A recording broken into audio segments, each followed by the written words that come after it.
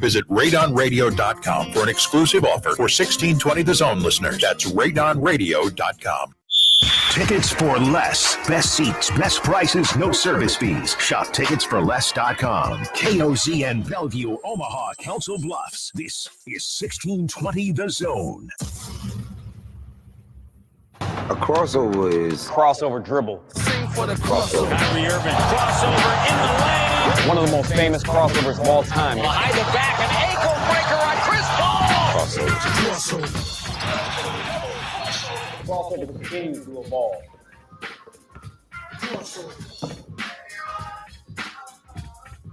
All right, time for the crossover. It is brought to you by Every Little Country Fair in Omaha. I know it's Every Little Country Fair in Omaha and Every Little Country. There is a comfort though in looking at that sign. You know, I need some Every Level in my life, man. My driveway is messed up. I didn't get the memo here. As soon as you walk, I'm like, oh no, yeah, close. It's pretty much close. Yeah, this is the first time I've seen a couple of guys being dudes.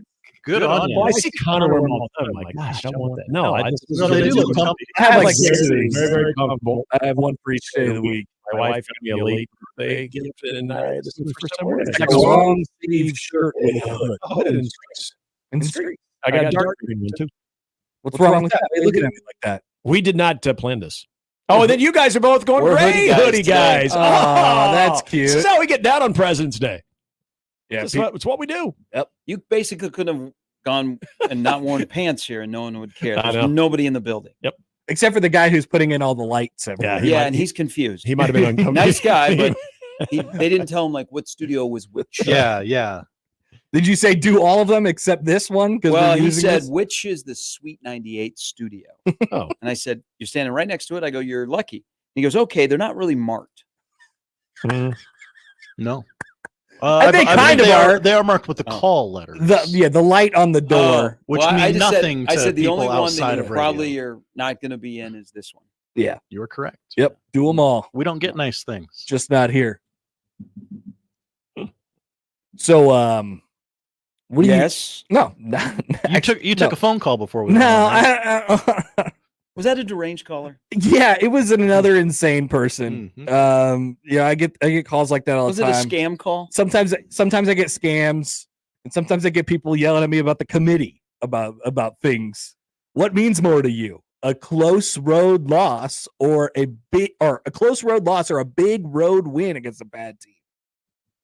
This is the discussion point of the committee. Yep. We have to figure this out. We have to figure it out. Well, yeah, because the point margin matters. I just like the eyeballs. I like the eyeballs too. We know what the eyeballs would say. We don't trust our eyeballs enough. We don't. Because, no, we don't. Because analytics would tell you that I have better eyes, than UConn. as Bomani Jones would say. I have eyes, and the eyes tell me, yes, losing close against a very good team on the road is important. I mean, I don't need March. I can have good eyes no matter what month it is. That's true. Josh, since this is President's Day. By the way, Bob Marley did well at the box office. Yeah, exceeded expectations. No movie does that anymore. You feel think like we that would was just lower our expectations, but we haven't. Josh, he always has something to say about things that nobody's really thinking about. I got to respond to the deranged caller. Who's Josh talking about? Is he talking about the movie industry in general? No. So the movie industry. The movie was, man, I really wanted to like the movie because I love like the Legend soundtrack. So the movie kind of revolves around his Exodus album in the late 70s. But the Legend album that came out after he passed away in 84 is where all the bangers are. From Buffalo Soldier and... We all love Queen, but Bohemian Rhapsody is a dumpster fire of a movie. Yes, it is. I never saw it. Okay, so the movie struggled a little bit, okay? The movie, and you haven't seen it, right? I have not. So I went on Valentine's Day, and, you know, if like on the range of if you're going to make out in the movie theater during this movie. Yeah. Is it Schindler's List? I just watched that episode last night. Whoa. By the way, I got lambasted on my own show about saying that Schindler's List was a comedy. Well, which part of it is? Part of it is. I don't know if you should say that. I'm going to die on that hill. Yeah, whoa. So I just got uncomfortable. I was a little disappointed. Get your 10-foot poles here. I was a little bit disappointed in the Bob Marley movie, but it did well at the box office. So yes, I think this was a little bit of a right there from Josh. Everybody wanted to go see something this weekend. Really? No. So you saw the expectations were low, and looking at what it did to the box office and exceeding. A lot of people smoke weed. Okay, Josh, you saw a movie that they do smoke a little bit in the movie. Really? Just if somebody's offended by that, they may smoke for 3/4 of the movie. What movie did you see outside of that, Josh? You saw something else. I saw many movies this weekend. You'll have to be more specific. Many? Yeah. Did I see a review coming that involved one Britney Spears? Oh yeah, I watched Crossroads. I had never seen it, but it's on Netflix for the first time. Yeah, ever. we were going through Netflix over the weekend, and I saw it pop up as a new release. What a not fun movie that was. I can only imagine what that is like. So I thought it was like a, hey, we're a bunch of girls. We're gonna go across the country in a car, road trip movie. No, it's not Spring Breakers. Did they try to take it serious? Oh yeah. Oh really? Yeah. Oh yeah. Okay. I had a lot of time this weekend, but I still couldn't cut out 3 hours to watch Oppenheimer. You gotta watch Oppenheimer. You got until March. Couldn't find March it. 10th. Okay, so Couldn't find the 3 hours. You like to walk out of movies? Oppenheimer, if you can make it, what would you say about the first 30 minutes? Yep.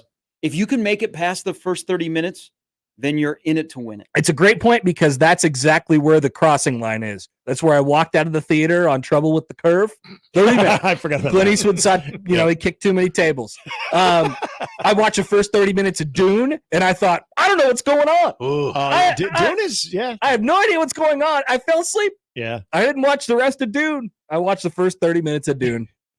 So you never saw Clint Eastwood actually fall down the bleachers? He fell down more later. Oh yeah, he fell later down the bleachers. So I'm going to take it that the movies that you've walked out of, you've never gone back in your own home and watched. They gotta catch me. They gotta catch me. Timing's everything. I'm just a man after all. They gotta catch me in the first 30 minutes. Something's gotta happen. By the way, I feel like 30 minutes is a long period of time. Hey, by the way, good on social media. I did not, because I actually hung around for the NBA All-Star game probably longer than most that are my age. But I didn't watch the finale of True Detective.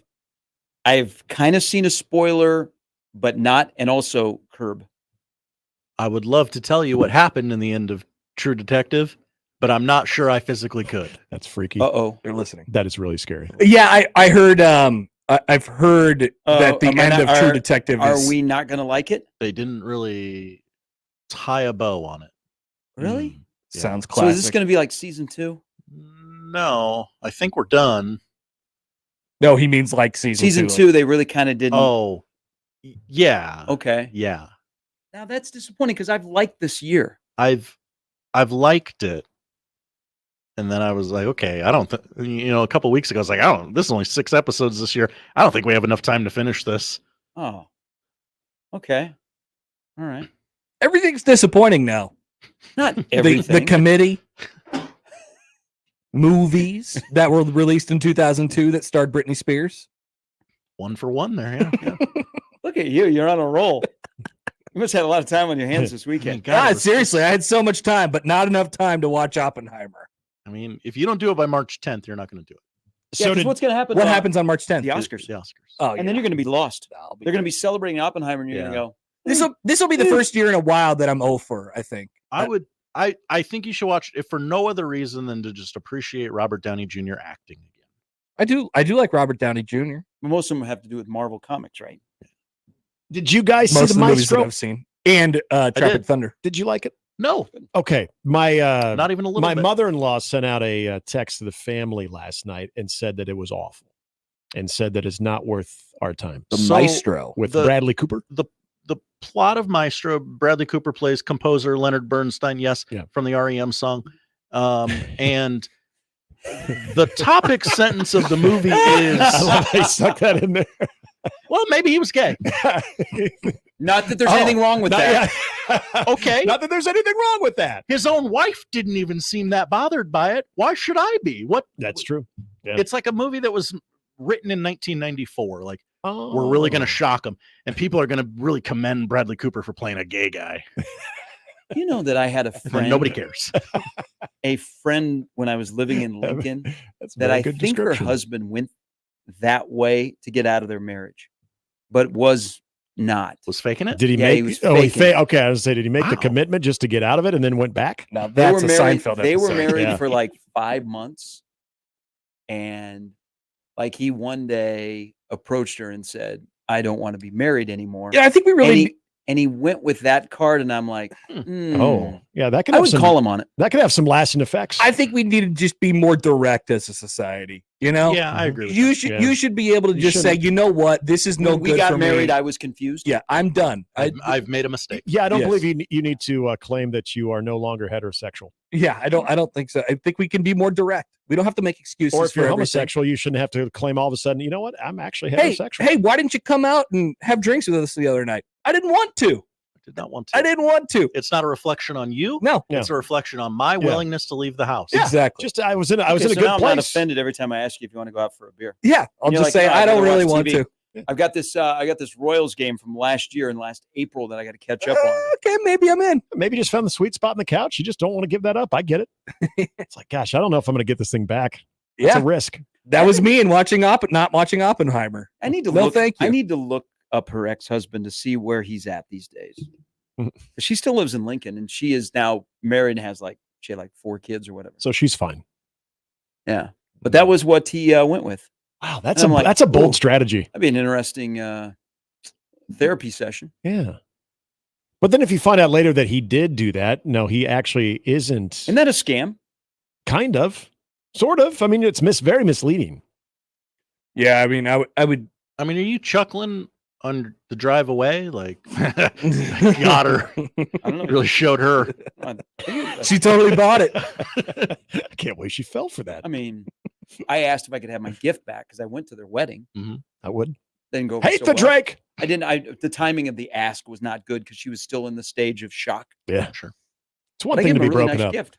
I'm just Kind of hoping to have it back because I was going to a wedding Nice later in the toaster? summer. just gonna take this blender as I leave. Yeah. He's like, you don't have use for this anymore. I think I could use this. You have my number. Yeah. Yeah, You know, don't. if you need to talk, You don't get need the to talk. stuff back. God bless. Unfortunately. Hey, better days ahead. Yeah, you know. That's a tough one. Yeah, That's a tough one. Although I don't know that I'm at the point in my life where I've gone to very many weddings that ended in divorce. I think you didn't come to mine. it's true. It's true. Destination wedding too. You would have loved it. See, I probably wouldn't have been there anyway. I don't feel like it. I gotta get on a plane. I gotta get on a plane. I would have appreciated your honesty. I gotta have a But then I passport? would have No. expected on the RSVP that response, but then a little token of your appreciation because of our couple's love. But that's what you're trying to do. That you're yeah. trying to you're- weed the people out. Yeah, the invitation to a destination wedding is an invitation. The invitation, yeah. Yet by sending the invitation, you're hoping that they'll think of you to give you a gift. and not the 3 different places where we registered and we sent you links and Yeah. the virtual It's like, reality. we of don't you could just expect a walk gift, in. but if you Yeah. feel the need, here's what we're interested in. Do people I need to look up her husband. do people still do the thing where they don't register anywhere and they're just like, we'll take some money? Or is that a tough ask? Oh, feels like a tough ask. Yeah. I don't know if they necessarily. I think by not registering, it's sort of the unspoken. Oh, you would prefer cash because I've never seen one. I've gone to weddings where they did not register at all, but they didn't say like we would accept monetary. Yeah, but gifts. I'm sure they got a bunch of But gifts that they don't want. But we sort of got the hint of like, oh, they're not registered. They're probably just cool with money. I'm glad you did because I bet many didn't. And that's always a fun, if you still have one, it's always a fun time to break out the old checkbook and write a check. I would be happy Like, to write give it- you can someone write a check. cash. It takes a lot of the question Yeah. out of the entire My thing. mom kinda would fun, write a check. absolutely find you and like, okay, now you didn't have anything, you weren't registered for anything Oh, okay. on the I need invitation. to know what to get see, you. that's a question you Where don't do I wanna need to answer. go? Yeah. Or do you start like investigating on your own? Like you start looking at them on social media, like, oh, they seem to do this a lot. I bet they'd appreciate this. Even You if they start to are assume registered, what they like. maybe I've gotten the gift late. We were right before the wedding, and it's like, you know what? I got a crisp $100 bill that I just won from the casino. I'll be honest, that's my Let's favorite. slide it in there. My favorite gift is when it was just a card. I'm like, oh, there might be something in this card. And it was usually like either a gift card or like money. I'm like, this is awesome. Yeah. And then you get like the thing that you actually registered for, like plates. And you got to like put on a good face, like, oh yeah, we wanted this. I This is did ask great. for this. Yeah, you followed directions. didn't really care if I didn't have this, but okay. I think I would be a good being involved with wedding coordinators. I'd be the guy that would just go around the Bed Bath and Beyond with the gun and just shooting stuff to That's put on the your best resume. job. That was you What know do you mean for being me, involved for me, power at the with end that? of the day, that might have been more exciting for me than my actual marriage. Hmm. Is the one day where you go to Bed Bath You and start Beyond, walk zapping around stuff? with the gun and zap, zap, zap, zap, zap. So what do you we mean? need those plates? No, but yeah, that looks good. What do you mean about being involved with wedding coordinators? Like I could go and help you out with your registry. Like you need a pair of white walls. Oh, you just want to be that? Okay. Yeah. Okay. Having the gun was kind of, it's probably too for a lot of guys out there that if you do get a chance to register, it's like one of the last times that you will have the power in the relationship if you're actually able to hold the gun. Yeah, I got a couple so, things. So really like revel in that. Text from the 402. We only give cash ever. No one will ever be offended because they received cash. Smart That's true. play. No, Smart play. absolutely. Yeah. I mean, you Because can't you're go going wrong. on your honeymoon, you could use cash. Of course. depending on As if you're Gary staying likes in to the say, country. don't overthink it. Don't overthink that. Don't think that the couple's like, oh, where's your creativity? We wanted you to come up with something. No. No, If nobody we're wants not, to especially stuff. if we're not registered, like no one is ever gonna be like, oh my gosh, they gave us that. You're not supposed to ask for your gift back. No, I don't I mean, think so. it's It doesn't seem right. yeah, it's kind of like an unwritten I rule. gave them like a nice gift too. Yeah. What is it? Like a office chair? Or No, I've never really thought about for a wedding gift to give a couple an office chair. what if they're registered? What if they're registered for it? Then I'm gonna think I'd like they're a nice office Then chair. I'm going to think they are a kinky, strange couple. We went shopping for an office chair after, we had our house. It's like, we need this office chair. And it was a hard deal. It took an hour and a half at Nebraska Furniture Mart. Half as long as Oppenheimer. All right, Josh, on President's Day, I got a question for you. Could want 2 chairs. Bill The amount of Pullman. No, so what, like, fictional president, if they actually showed up on the ballot, would get the most run? Oh. I mean, West Wing to me is one of the greatest we TV gotta- shows that has ever been on. I have I'd vote watched for it Martin 3 Sheen. different times from top to bottom. See, I think you'd need a TV show president as opposed to a movie one because the TV show you get to know more about their policies and Yeah. whatnot. I don't care about the movie. policies. They're sort of usually they're a wartime president. In a movie. What is the movie where Jamie Foxx is the president? Isn't that one of the Something Is Down? White House down. Yeah. I like that movie. And Something Jamie, Is Fallen or Something Is Down. Jamie Foxx would have been a great president. What about Kevin Kline? You watched Dave? No, A little bit before your time, maybe? no, I It never, came out early 90s. never watched Yeah. that. Let's see. I think you would People like forget Dave. that Michael Keaton was a president and first daughter. Hmm. Yeah, that was a movie. That's about all you need to know about that. Morgan Freeman, Deep Impact. Yeah, that's a good one. Yeah. 15 best fictional TV. and movie Michael presidents. Douglas as Andrew Shepard was pretty good. Mm-hmm. Ronald Reagan as an actor playing the president was pretty good. Yeah, as himself. Not at the time, but Wait a minute, I've got an idea. you know I've what? done this before. It was seamless in my acting. I feel like I could actually do this in real life. Yeah, I don't see a lot of them that I. Trying to think of like a really obscure one. Well, Like everybody knows President Whitman. Julia Louis Dreyfus. I bet in our day, Robert Hoover would get some run from Animal House. Nice. He was to organize that group. Yeah. Until it all went to hell at the end. But I mean, I thought he would have been a good president. But in the parade, they conquered. Oh, Gina So- Davis. I would vote for Gina Davis. I like Gina Davis. League of Their Own. Well, yeah. I mean, wait, is She had gonna- some morals. Is she going to be President Dottie Hinson? President? Yeah. I mean, She wasn't the president in that movie. I She know was she the wasn't. president in That's what I'm saying. Commander in Chief. That's what I'm saying. Is she going to be President Dottie Hinson? Because yeah, sign me up. But Well, I but don't know about the other movies. Gina Davis can only do one. Well, actually, I shouldn't say that. But she was good in Beetlejuice. She's Gina Davis. She's tough. She's stoic. I would vote. She's got morals. For the Harrison Ford character in Air Force One. Yeah, there you go. President James Marshall. James Marshall. Yeah, because remember he's before he gets in the plane, he's there for a basically no BS type speech, the be afraid speech. Now, David Palmer in 24. I would vote for him as well. He looks and feels like a president. 24 is also one of those series that I loved at the beginning. And by the time it was done, because it got so choppy at the end, I was through. End this, please. End Yes. You guys the start of 24, the series was incredible. The ending was brutal. I've heard this. Well, they jumped the shark, and after first 5 seasons. You guys should have, and that would have been a good jumping off point. Mm-hmm. We've had this great run. We're done. So, who got to be the president at the end of Parks and Rec? Was it Leslie or Ben? There was some conversation about that. Somebody was getting. I feel like it was Ben because he was going into the Senate, but they were both involved in politics. And I think it was Ben. I think she wouldn't give up her Parks and Rec's gig. I think it was Leslie. Nope. Really? I think it was Leslie. Wyatt. I think it was Ben Wyatt. So one of those two. I'd probably vote for them. What about? So I asked Gary and Jimmy this. Cones of Dunshire in the show. Did you guys ever watch Designated Survivor? No. Little bit. First half of the first season. Yeah, it wasn't bad. Yeah. Kiefer Sutherland is Tom Kirkman. Mm-hmm. Not bad. I mean, amidst adversity and some of the most dire circumstances, he rose up. He unified a nation. So I'll strongly consider Tom Kirkman. And I learned something about American government. Sure did. Sure did. We just leave a guy in the back just in case. Yeah, exactly. Because then people realize, oh, that's actually a thing. They have a designated survivor. Mm-hmm. Okay. Don't know if that's the person you necessarily want running your country. It usually isn't. No. But if all hell were to break loose, you wouldn't really care. You would just want somebody. At that point, you just need someone sitting there. We just need someone signing checks. Yep. Who plays the president in, I don't know the guy's name, but the president from Succession, that guy. Oh, yeah. But he ended up, kind of quitting, I think. Right. No way anybody knows that guy is an actor. I can't remember his name. But I always liked him. He just got a little, sideways with old. He got corrupt with the wrong people. Yeah, and same thing with House of Cards. Yeah, we're pre-Frank Underwood. Frank Underwood.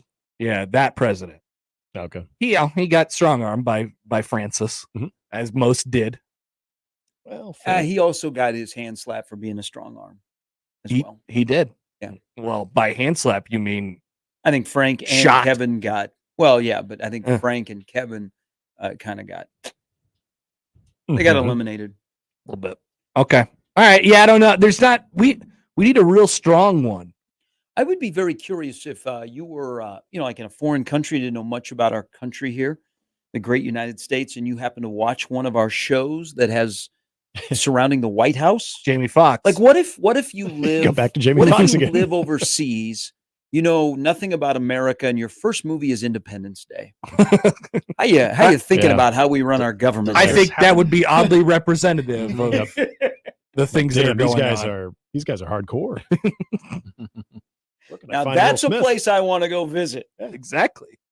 Oh, you have this idea of if you're from a foreign country, you have this idea of what America is. Well, and if you watch Independence Day, it's all confirmed. Well, the UFO thing is getting a lot of traction these days too. Well, no, they confirmed it during COVID. And we just glossed over it because we were busy with other things.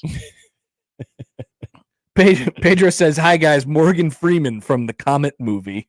The Comet movie, deep impact. Yeah. The Comet movie. We will accept the Comet movie. Yeah, I think we're all on the same page there. See, now I could be convinced that Morgan Freeman is presidential. Definitely. Oh, yeah. He's got a presence of him. The right amount of lecherous. Also a prisoner. Yes, yeah, that's true. From a comedy. He's been one of the best fake presidents of all time and one of the best fake prisoners of all time. Well, yeah, because he's done it twice because he was also Nelson Mandela. He played Nelson Mandela in Invictus. Oh, yeah. So I know you guys think of Shawshank, but he was also in Invictus. That's range. Have we had a Denzel president movie yet? No, that's crazy. That. We haven't. Yeah, we need that. Yeah. You would think there would be a Denzel. You know what? There's still time. He wouldn't be able to go quite full Denzel in a presidential role, but I wish they would. I wish they would just make a psycho movie. Let's be honest. Most likely, if he was in a presidential role, it'd be a wartime situation, and he would give you the speech, pound the table. Yep. He would go Denzel, and there would be fantastic. Absolutely no mercy. Nope. Bring our boys home. Yeah. No thought. Bring the boys home. No thought about anything that is about to happen. Yep. No regard for human life in the path. All the way in for Denzel. And as long as we get the signature Denzel I'm not happy laugh. with Denzel right now. You're not happy with him? Because I saw Flight last week. Well, what's wrong with that movie? There's a lot there. It's very depressing. Well, yeah, Sure. It makes So my opinion on Denzel changes. Well, I love Denzel Washington. What's wrong with Flight? yeah. I mean, he's depressing as all get out. What do you mean? Just because the plane crashes and a bunch of people die? You forget that naked lady at the beginning? Just because he can't, he can't stay away from the alcohol, drugs. Yeah, it's a disease, Gary. Stay away from the cabinet at the hotel. That's right. What did dawn on me, and I guess I really never thought about that. So Kelly Riley, who is in Yellowstone, is in that movie. Her. Yeah. I see her now, and I just cringe. She bothered me so much in that show. That's why I agree. Mostly in Yellowstone? I'm yes, with you. yes. You got a little nudity of her in Yellowstone. I know. Yeah, you do. It didn't phase me. Still bothered. Are you? Would you be? I knew what they were trying to do to me. They were trying to make her less annoying by showing her boobs. Yeah. That's usually how Poll it question. works. I think that's a good presidential day poll question. It softens the blow. You might want to change one word in that, but you get the meaning. Sure. I'm not falling for that trick, Hollywood. Hey, I'm also not Paramount. I also have trouble with these British actors and actresses that, all of a sudden sound like an American in shows. Like she was, it was shortly after Yellowstone started to take off. She was on, I don't know, like Kelly Clarkson. Yeah, or she's something. on like every show. She was talking normal, and I'm like, They do it really who are well. you? Yeah. You're not from Montana. It's amazing how well they do Oh with my it. God, it's unbelievable. Sometimes it comes out, in succession, all of those. I've always been impressed with Colin Farrell. Well, Yeah. yeah. So Tom and now started Shiv. doing commercials. Yeah. And you're like, whoa, that's not your voice. He doesn't do it in Tom voice. He should do it in Tom voice, but he But- doesn't. Greg. As my wife always points out, that's not the guy from Succession, Josh. That's the guy from Pride and Prejudice. That's Mr. Darcy. Yeah. And I'm like, who the hell is Mr. Darcy? Yeah. But at this point in our relationship, it's too late to lie about who Mr. Darcy is or isn't. I told her I know. The actress who played Shiv is Australian, I believe. Yes. And whenever she does a regular interview, she talks in her Australian her accent. Her normal voice. It comes out when they yell at each other, when they argue every now and then. Is it easier for them to do the English accent than us to do the British or the Australian or the Scottish accent? Because I don't know. It's kind of impressive. How many Americans have played Brits in movies? Right. Yeah, where you hear them talking like, oh, you're not really Mike British. Myers. Yeah, that's not a two-way street, really. Mike Myers. Yeah, Mike Myers probably. Mike Myers also did Shrek voice. He knows many languages. And his British voice is supposed to be a little more satirical anyway, so it's not like he's trying to play like a serious role. Have you guys heard the tapes of when Farley was going to do Shrek? Yeah, and it was a lot different. It was just Chris Farley. Yeah. You'd be able to tell, oh, that's Chris Farley. And it was Mike Myers' idea. Hey, why don't we make this ogre Scottish? Which great, Mike Myers, great call. He likes to lean into the Scottish one every now and then. There's the So I Married an Axe Murderer, and he was and his they father. probably caught a break because Shrek has lived for a while. Yeah. That no one could do Farley doing Shrek. Right. No, yeah, Shrek would have just had to end there. I'm still it's like the greatest what if Chris Farley was still with us? What would he still be doing? I don't know, man. He might not be with us. We wouldn't know who Kevin James is. You're right. I mean, that's a great point. Oh, that delivery driver from the show. Yeah. Because Chris Farley would be in all the Sandler movies. Mm-hmm. Yeah, kind of a similar presence too. I've the big guy's got a lot of energy. I don't know. I don't know what he would have been doing now. It's well, him and Belushi doing the same thing. The same dude. How many times can you do Tommy Boy? I don't know. Well, nowadays in Hollywood, we'd have been up to Tommy Boy 4. Yep. By now, Tommy Boy would have had grandkids. It would have been so sad. It'd be Tommy's kids. Would someone have said, Tommy's boys. I've got a great dramatic role for you, Chris? Definitely. Yeah. Definitely. They'd want to try that out too. And yeah, we'd see another layer. And it's just Tommy Farley. Callahan, and he's sad. Yeah. It's the introspective version of Tommy. I'm tired of being nobody. He all of a sudden would have been tired of having going to a business where he has a suit and he's carrying a briefcase and be like, "Nah, you can't fool me." Yeah. Why is that suit so small? and he goes into this. And then the most serious moment, that guy in a little coat. Yeah. They're like, oh. Just to bring it back down. That's For a probably moment. the way it would have to go. Yeah. And then Adam Sandler wouldn't have a song in his stand-up. Yeah. I think Sandler would Sandler would be okay. Sandler would still be doing exactly what he was doing if Farley Farley would have been in Grown Ups. Yeah, I mean I think that's true. exactly like what Josh said. We would not know Kevin James in any of those movies because that would be Chris Farley. He would have been in Mr. Deeds. He would have been in Mr. Deeds. Oh, that would have been interesting. Farley and Mr. Deeds. Maybe Farley would have been the butler. It's Hawaiian Punch. He would have shown That is my mother. The Steve Buscemi character. That in is my Mr. birthday. Deeds. Yeah. That would have been the role that Farley could have played. The Steve Buscemi character. Yeah, French fries and Oreos. My favorite. I've seen that movie way too much. I saw it once and I didn't love it. No, you can't love Mr. Deeds. I just didn't. Hey, are we on a?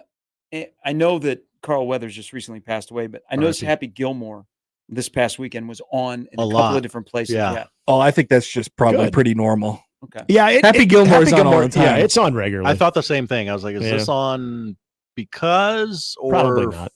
Just it's turn in the rotation. Was it accompanied by Commando? Not Commando, sorry, Predator. And then Rocky? No. Because if it Carl Weathers' greatest hits. Right, then we're paying tribute to one of the greats. It was not Carl Weathers' day on CMT. Okay. Which wide variety. Hey, so Connor, you'll appreciate this. So you have the top 20 countdown on Saturdays and Sunday mornings from 8 to 11 on Country Music Television. Of course, love country music. And then they go right television. into a movie or something about Sheldon. Oh yeah, young Sheldon, old Sheldon. Yeah, not something about Sheldon, young Sheldon. Middle Sheldon. They play the Golden Girls a lot as well. They do? Yeah. Okay. Wait, they go into Young Sheldon? Yeah. That's weird. I think Or that they will show have is a syndicated movie. on Or 6 they'll have like a networks. comedy. Yeah. Um, Yeah, I've seen the movies, but They why is love Young the other Sheldon day. on CMT? That's looking for stuff to do. You're on your couch. I think one of the storyline is that young Sheldon grows up in a I guess he's from country Texas, environment. right? Yes. Yeah, he's from okay. All the people around him are kind of have Just country shows accents. you guys that do not believe that the Big Bang Theory continues to deliver. You guys had an opportunity to watch it. It took live, me a and you while to get on board with Big Bang Theory, but then I ended up liking it a lot. You did? Yeah, I did. I actually ended up liking it. Whoa! Yeah, I'd never heard that. What before. a shocking! Yeah, I have never heard that before from anyone. Yeah, it wasn't bad. It wasn't. It just seemed really dumb, and I never wanted to watch it. And then I don't know why. Maybe it was the only thing on one time. I'm like, oh, this isn't bad. Poll question: was the Big Bang Theory quote not bad? Okay. Yeah, that might be kind of confusing to answer. I definitely wouldn't be seeking out reruns right now, but yeah, it wasn't bad. It was if it was on and there was nothing else on. Yeah, you hung around. It gets you through whatever you needed to waiting do. for Kaylee Coco to appear. Yeah, exactly. Sometimes in a Nebraska shirt or jersey. The show that had the most drop-ins of a laugh track than any show that has been produced was Wore Big Bang that Theory. thing out. Yeah, that button got hit. That's for sure. I don't know if you guys ever saw, it was very short-lived. And Mike Schaefer and I don't know why we saw this together when I was in Columbus. It was a TV show. I think we were just hanging out in my apartment. And Whitney. Oh, yeah, I remember that. It was awful. That was overkill on laugh track. I just remember, I remember the first, like the pilot episode, like the boyfriend comes into the apartment and they just start laughing. And then he's like, hey, Whitney. And then they start laughing again. Well, oh, hi, so-and-so. And they start laughing again. We're like, what's going on here? They're just pushing the laugh track like on just dialogue. It's not even anything that's supposed to be funny. So the guy in the show was Chris D'Elia. Yes. There you go. And he's been canceled, I think. Yeah. Yes. Oh, it was awful. He was pretty funny before he was canceled. But that show was terrible. Like I kind of like you walking out of trouble with the curve. Now they weren't running into like coffee tables or anything, but we couldn't even make it through like the first commercial break. Like this is terrible. Bad news for you. We got 38 episodes of Whitney. Yeah. 38. 37 more than they needed to make. With Whitney Cummings? Is that the star of that show? Because, yes. Yeah. Which Ray Seaborn was in that show? I've seen some, like she was a good comedian. It was a terrible show. But we remember the laugh track, like just overdoing it on like something as simple as like, oh, I got a phone call. That's not funny. Like what? Like, oh yeah, who is it? It's like, what's going on here? Could that have been the joke? Maybe it was. Maybe. It was like we're just gonna laugh at everything. It's a meta show. Uh-huh. If you know, you know. Yeah, we get a lot of bad. Certain TV people out there are not gonna get it. If Chris Some of Farley you was will. still with us, maybe TV would be in a better place.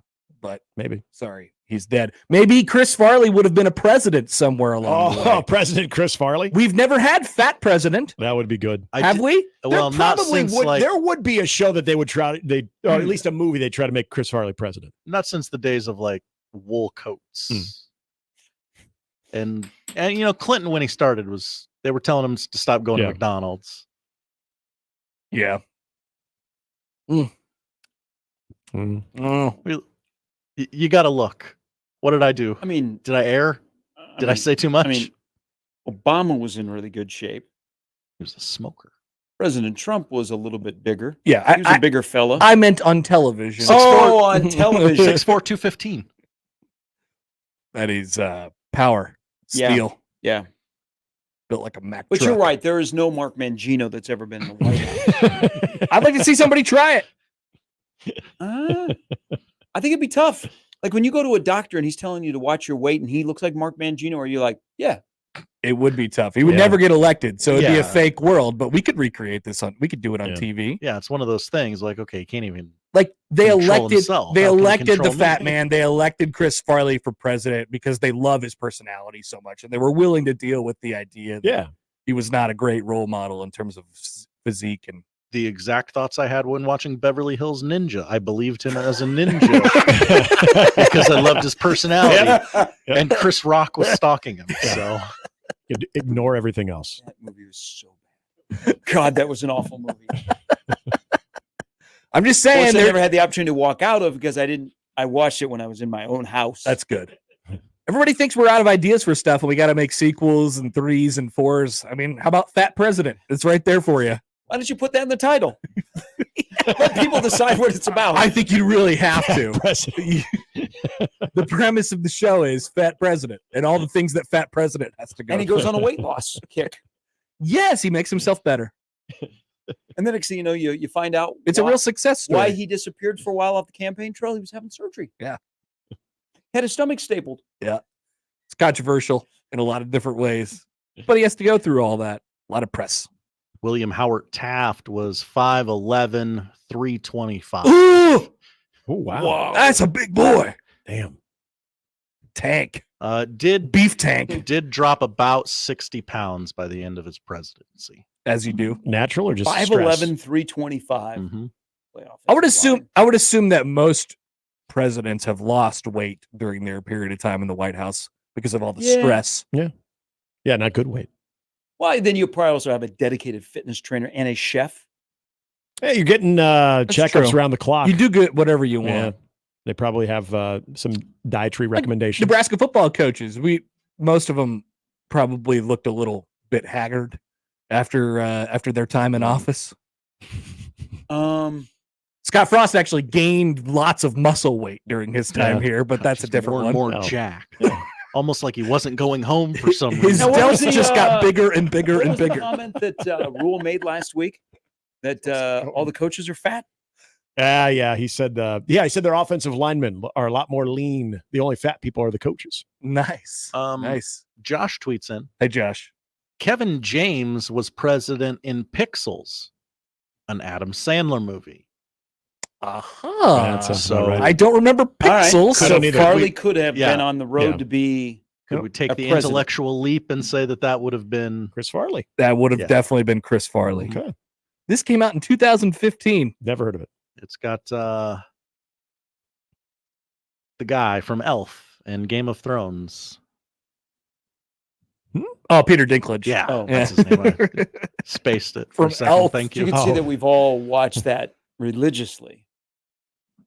That would have been one of those movies that would have been good during COVID. Wow, this thing killed at the box office. Pixels did $245 million on a $100 million budget. Wow, he must have sold himself as a president. Good on you, Kevin James. But Kevin James, video games, and people love video games. Kevin James is Will Chewy Cooper, the president of the United States. Punch it, Chewy! I told you, stop calling me Chewy, guys. Is that what happened? I have no idea. I'm just writing the movie as we go along. Sounds good to me. I've never seen it. I don't think that'll be on the list. All right. Okay. Have a good one. That's good. Yep. All right. You're here all this. You're here forever now, aren't you? No. There's one more road game. It's not till 2 more next weekend, right? This weekend, and then the following week. Look at that, Gary Sharp. Hey, good to see you there at Baxter Arena on Saturday. I know night. I didn't make it. I did the same thing with Oppenheimer. Could have used you. I know. One more, I would have made the difference. Overtime. If you were dribble the basketball, we could have used you. Yeah, I can't do that, as we know. I'm only there to shoot and miss. Like for the game tomorrow night, they're not going to let you on the floor early, right?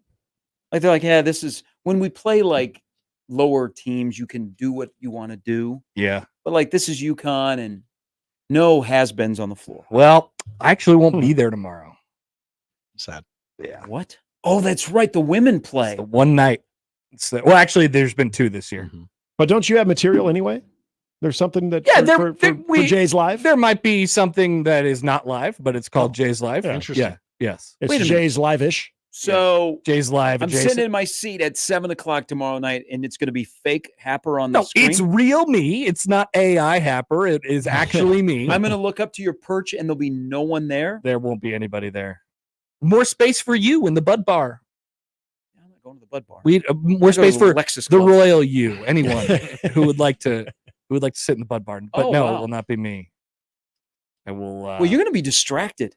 I'm not going to. Nebraska's women's game against Northwestern will be like, I'm not going to. I'm not going to. But he abandoned the women earlier this season, so this is a make. All right, so I made some promises that I have to keep. Yeah. Yeah. Okay.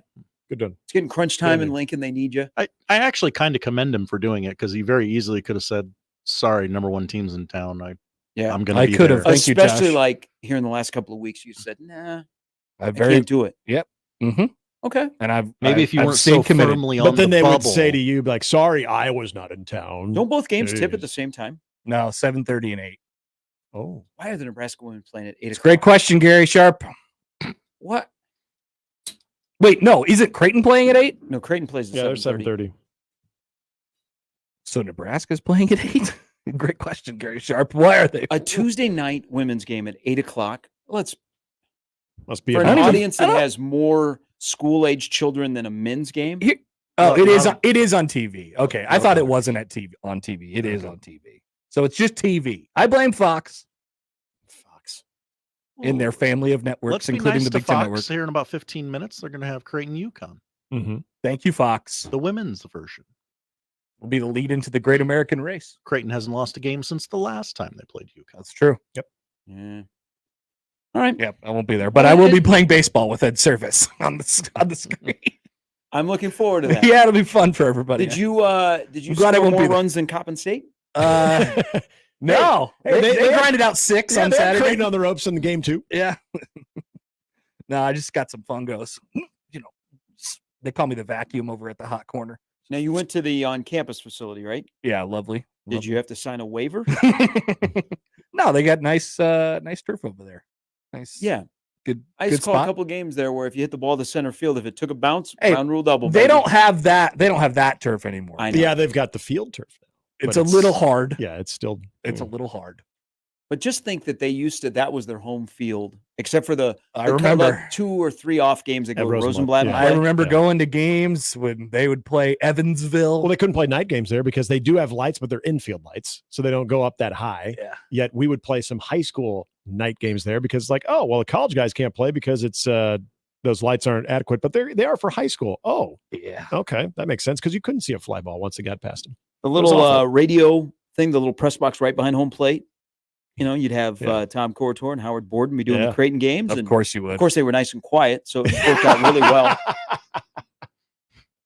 I can't wait to see Howard in a couple weeks at the state tournament. They'll be fired up. They'll be doing Big news recorder? every game. Every game. With a big recorder. All right, see you guys later. That's the crossover powered by Everlevel Concrete Repair in Omaha and everlevelconcrete.com. We'll start things off next. That's the crossover. The Connor Happer Show is next on 1620 The Zone. Previously on Unsportsmanlike Conduct. An attorney over in Iowa named Van Plum is now requesting the state of Iowa. Okay, I shouldn't. See, here's a serious story, and you guys are hung up on Van Plum. That's a character in the board game Clue. Van Plum did it in the office with a club stick. What's a club stick? I don't know. I couldn't think of anything. Unsportsmanlike conduct with John Bishop and Josh Peterson. Weekdays 2 to 6 on 1620 The Zone. Your Omaha area forecast from the Godfather's Pizza Weather Center and KETV News Watch 7 on 1620 The Zone. Partly cloudy skies for your President's Day Monday and mild with a high today in Omaha of 53 degrees. Winds out of the south-southwest 5 to 15 miles an hour. Becoming mostly clear tonight and a tad chilly. A low of 26 with light winds out of the west. Sunshine and warmth return for your Tuesday. A high tomorrow of 61. I'm meteorologist Caitlin Harvey with KETV News Watch 7. You can find pizza anywhere. But when you want pizza pie piled high with more toppings, that's when you come to my place, Godfather's Pizza. For a limited time, get your hands on 2 of my large one-topping pizzas. Pick pepperoni, beef, black olives, you choose. All this food for only $30. Feed your whole mob without breaking the bank. Hey, it's an offer you can't refuse. Godfather's Pizza. Do it.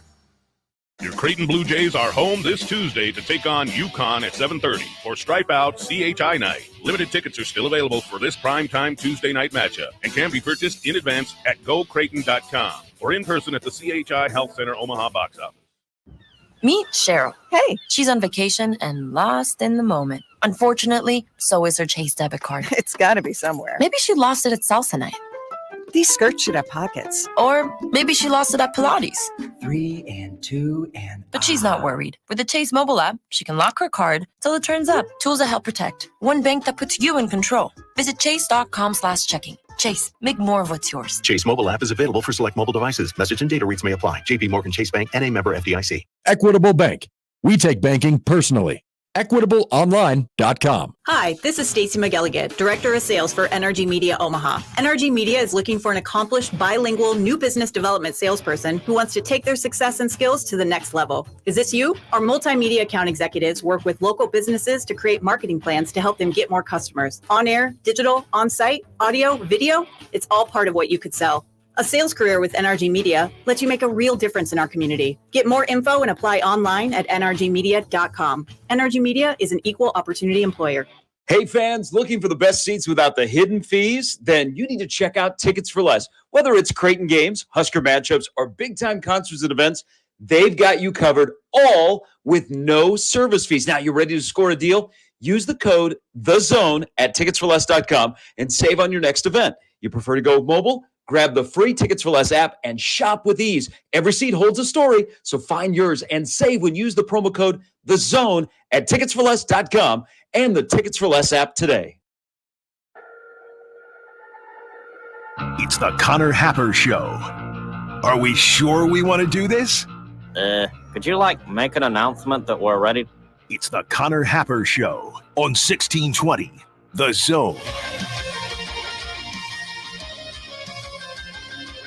All right, welcome in. Happy Monday. It's the Connor Happer Show here on 1620 The Zone and on 1620thezone.com. Connor Happer and Josh Odson with you. Hope you had a good weekend. A lot of basketball. We're talking hoops today as we get ready for yet another big week with the red and the blue teams and the black teams, I guess, as well, with Omaha.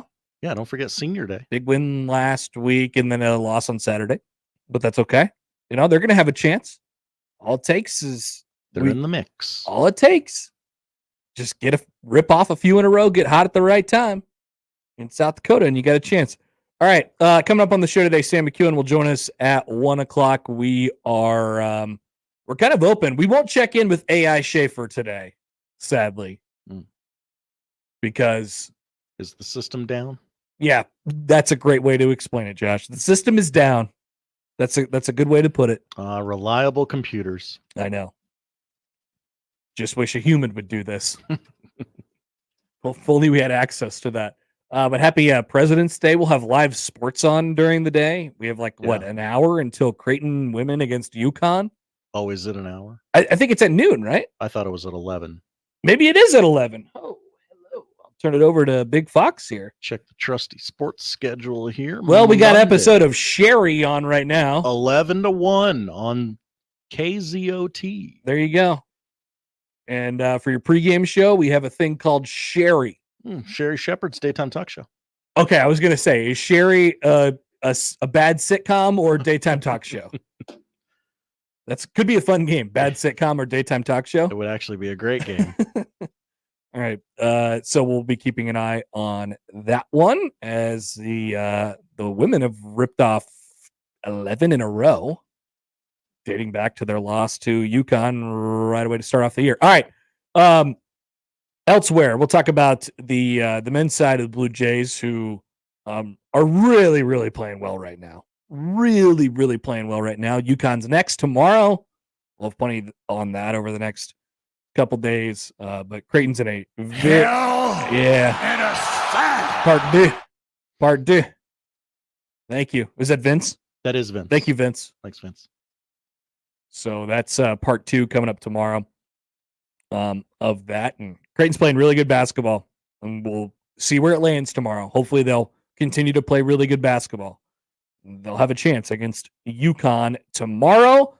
So a couple things on the Jays. Nebraska takes care of business at home against Penn State. I have looked into a spreadsheet. Real Schaefer, asked a question on Twitter about Nebraska and how they've done at home and compared to other seasons. So I have some historical context on how Nebraska has done at home this year and compared to some of the other seasons that they've had. This is the 11th year at Pinnacle Bank Arena.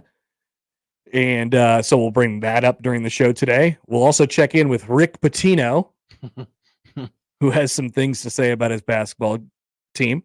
We'll check in on Purdue, who, whenever Purdue loses, it's time to jump all over Purdue.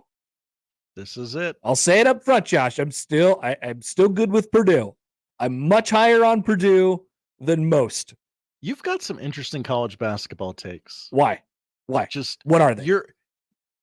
I don't want to say you're zigging where people are zagging. I am in a couple places. But yeah, you're very high on Creighton this week. You're very high on Purdue. Are people not high on Creighton right now? They should be high on Creighton. The number one team is coming. Yes. And they just housed the number 4 team in the country. They're overrated. I understand these This things. all connects, Josh. It all starts to make sense when you really think about it. You could look like a genius Tuesday at about 10 o'clock. I could. I got a lot of stuff that's floating out there. So we'll see. Yeah, we'll talk about Purdue and sort of also the interim coach bump. Mm-hmm. Josh, I warned you about it on Friday. You were right there. I warned you about it. It rarely fails, the interim coach bump, unless I suppose you're DePaul, and then nothing works. There's really nothing you could do. The NBA All-Star game was last night. We were gifted 397 points. Hell yeah. I understand it's really cool to have takes about the NBA All-Star game and how bad it is, and I don't disagree with all of that. So we'll go old man. We'll go old man for a few minutes on that. Also, after the Creighton women game against UConn, the Great American Race, Josh. We're gifted with a Great American Race on a Monday. This is very rare. I'm kind of excited about the Daytona 500. I'll watch. Because we're going to leave the TV on after the Creighton game. 3:00 on a Monday might be the right time to do the Daytona 500. Oh, interesting take from you. There's nothing going on at 3:00 on a Monday. Sunday, you got college basketball. I got to watch some other stuff. Maybe I'll flip through it. But 3:00 on a Monday, I'd rather watch the Daytona 500 than the Chit Chat shows. I mean, if you put The Rock on my television, I am going to watch it. So you might be right. It's not about The Rock for me. I'm here for the racing. We'll have our baseball roundup from over the weekend with Nebraska, Creighton. Got swept. We probably won't touch on them very much. They played a very difficult team. They played a good team. And we will touch on a story from Tom Chattel, who wrote about Matt Rule's office. Ooh, what's going on in Matt Rule's office? Also today, a reminder here, we will qualify some lucky listener who might be interested in an exclusive watch party for the big basketball tournament, which is coming up here in just a couple weeks. It is It's coming right up, and you'll have a chance to win a VIP watch party. We're going to qualify 3 people a day throughout this week. Probably one each show, and we'll kind of mix things around. We'll have different ways for you to qualify. So listen closely for your cue to call. You'll have a question. I have a question for you based on something that we're talking about with Nebraska basketball later. And we'll have your opportunity to get qualified. Also, by the way, there's a bonus chance to get qualified online at 1620thezone.com if you're not interested in answering a question for you. Wow. That's all coming up on the show today. That's the lineup powered by the Rooferees of John Higgins Weather Guard. Please feel free to get in touch with the show. In fact, we encourage it. 402-951-1620 on the 42 Degrees The Source hotline. You can also text that number. Email Connor at 1620thezone.com or Josh O at 1620thezone.com on the Equitable Bank Inbox. And you can tweet at Happer Show, at Connor Happer on the J-Tech Construction Zone Twitter feed. We say good morning to our YouTube watching audience. Today, YouTube/1620 The Zone TV. Also, and more notably, conveniently located on our website at 1620thezone.com. We are off and running. It's a holiday, so if you're watching at home. Are we doing another big screen thing today? Yeah. Maybe that's how we could get people qualified. Maybe I could put the question on the back burner. Oh, yeah. Save the question for a real show this week. Okay. There you go. We'll put the notice out there now. It is a holiday.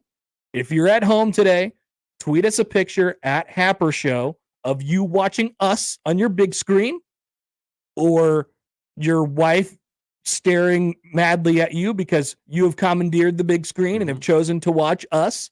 That works as well. Normally I watch Sherry Shepherd. What are you doing? Something to signify that you're watching us on a large screen in your living room during a holiday. Tweet us at Happer Show, and you'll get in the mix to get qualified for the VIP watch party for the big basketball tournament. We'll pull one at random. Okay, excellent. Josh will get that out after the show, but we need your tweets first. We are off and running on a Monday. We'll start things off next. Big names, big games. We've got them all. 1620, The Zone.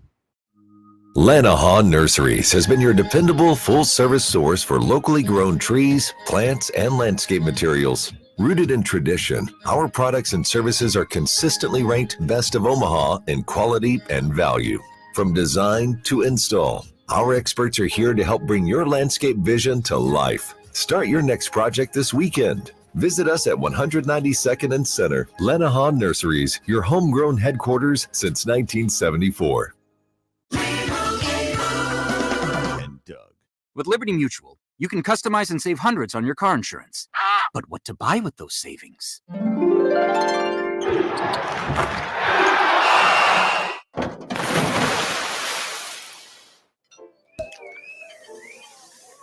Yep, I bought a sound effects machine. Only pay for what you need at libertymutual.com. Savings may vary. Underwritten by Liberty Mutual Insurance Company and affiliates. Excludes Massachusetts. Liberty, liberty, liberty, liberty.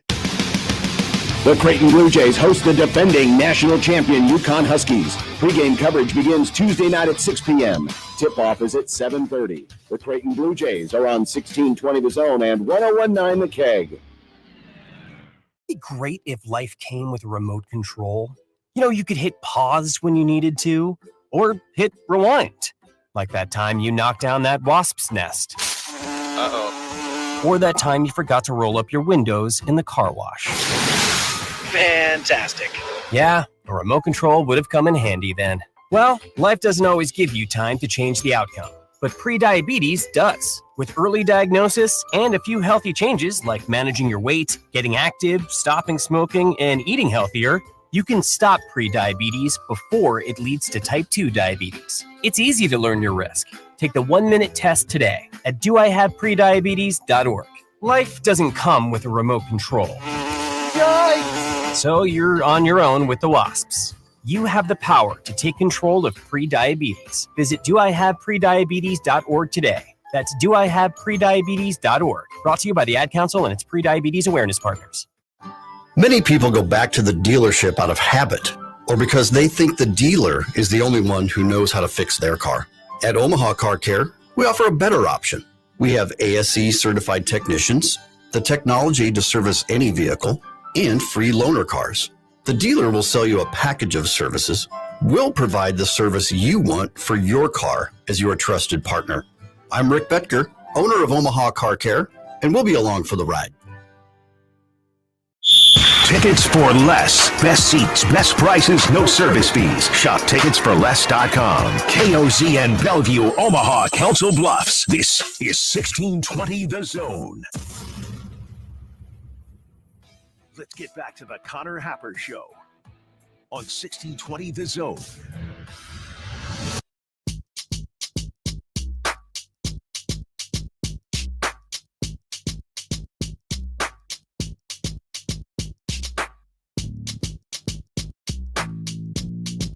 Josh, am I frozen on the stream?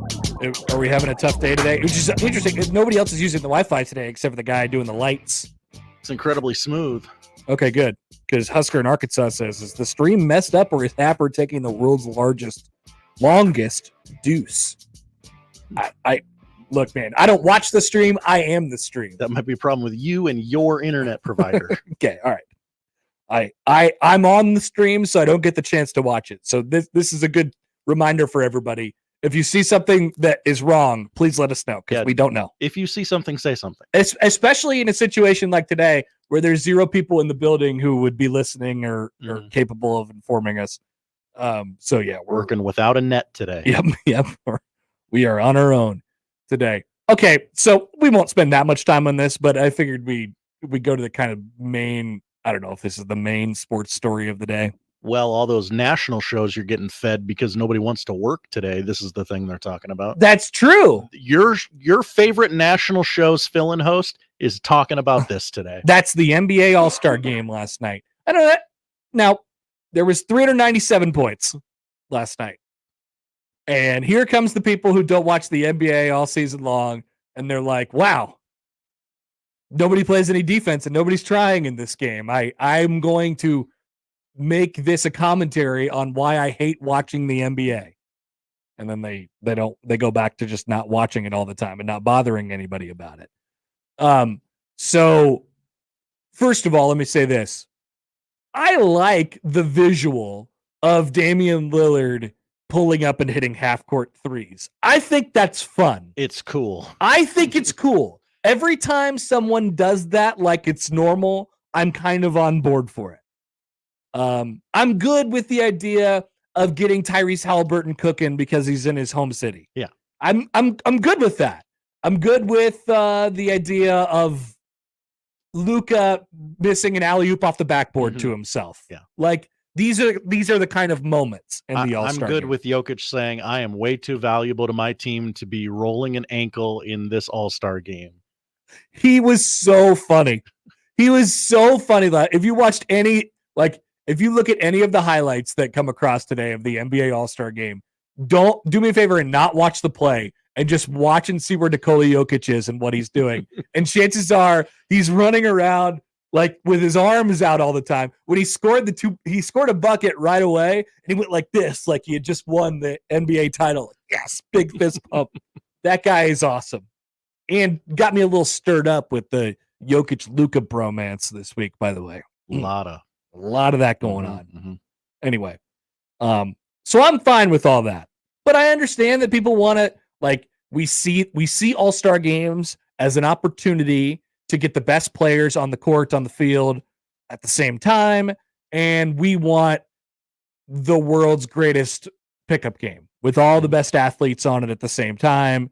And in baseball, we want a baseball game. Well, and baseball is actually the easiest sport to do this in. Do you remember Charlie Hustle? Charlie Hustle wouldn't have allowed this. Yes, he murdered Ray Fosse. So, yeah, I mean, yeah. I get that. I get that we want that. So I am a man of the people, and I have a solution. And it's really simple. It's not about the All-Star game format. Although I did appreciate the Elam ending too. Bottom line is Elam ending worked. Yeah, it worked. Bottom line is, like, I'm going to take whatever you give me on this, and I'm not going to take it too seriously. I don't think it needs to be a huge commentary on what we have to. But with that being said, I'm offering a solution for you all. It's very, very easy. Give Mac McClung a 10-day. And here's my old man take. Okay. Of the day. Hate. We must hate more. Let the hate flow through you. We love each other so much. And I blame many people for this, but chiefly LeBron James. This is another classic NBA old guy thing to do. Let's nitpick LeBron James. By the way, him saying that he wasn't sure if he was going to do a retirement tour is objectively hilarious. Yeah. Objectively hilarious. He's going to do a retirement tour. I don't know if I like the attention. Are you sure? Are you sure? I don't know about that. Your track record says different. But we've spent the last, really since the decision, I guess, we have, amongst the stars in the game, the people that are going to be in the All-Star game, we have so much player movement now. And the players are just downright friendlier than they ever have been with each other. They're dapping each other up on the court, laughing at each other, smiling at each other as they're playing. And like I said, there's a time and place for that. I don't dislike it, but I understand what people want out of this. And in order to get what you want, there is no fixing it. There's no Elam ending that you could put on it that's going to make it cool for the entire game. Now, maybe it could get you 3 minutes, at the end, which is really fun. Yeah. But there's no fix for this other than hate. Less player movement, more hate. The format that they played yesterday, East versus West, straight up basketball game, no special rules, no 6-point shots, no Elam ending, whatever.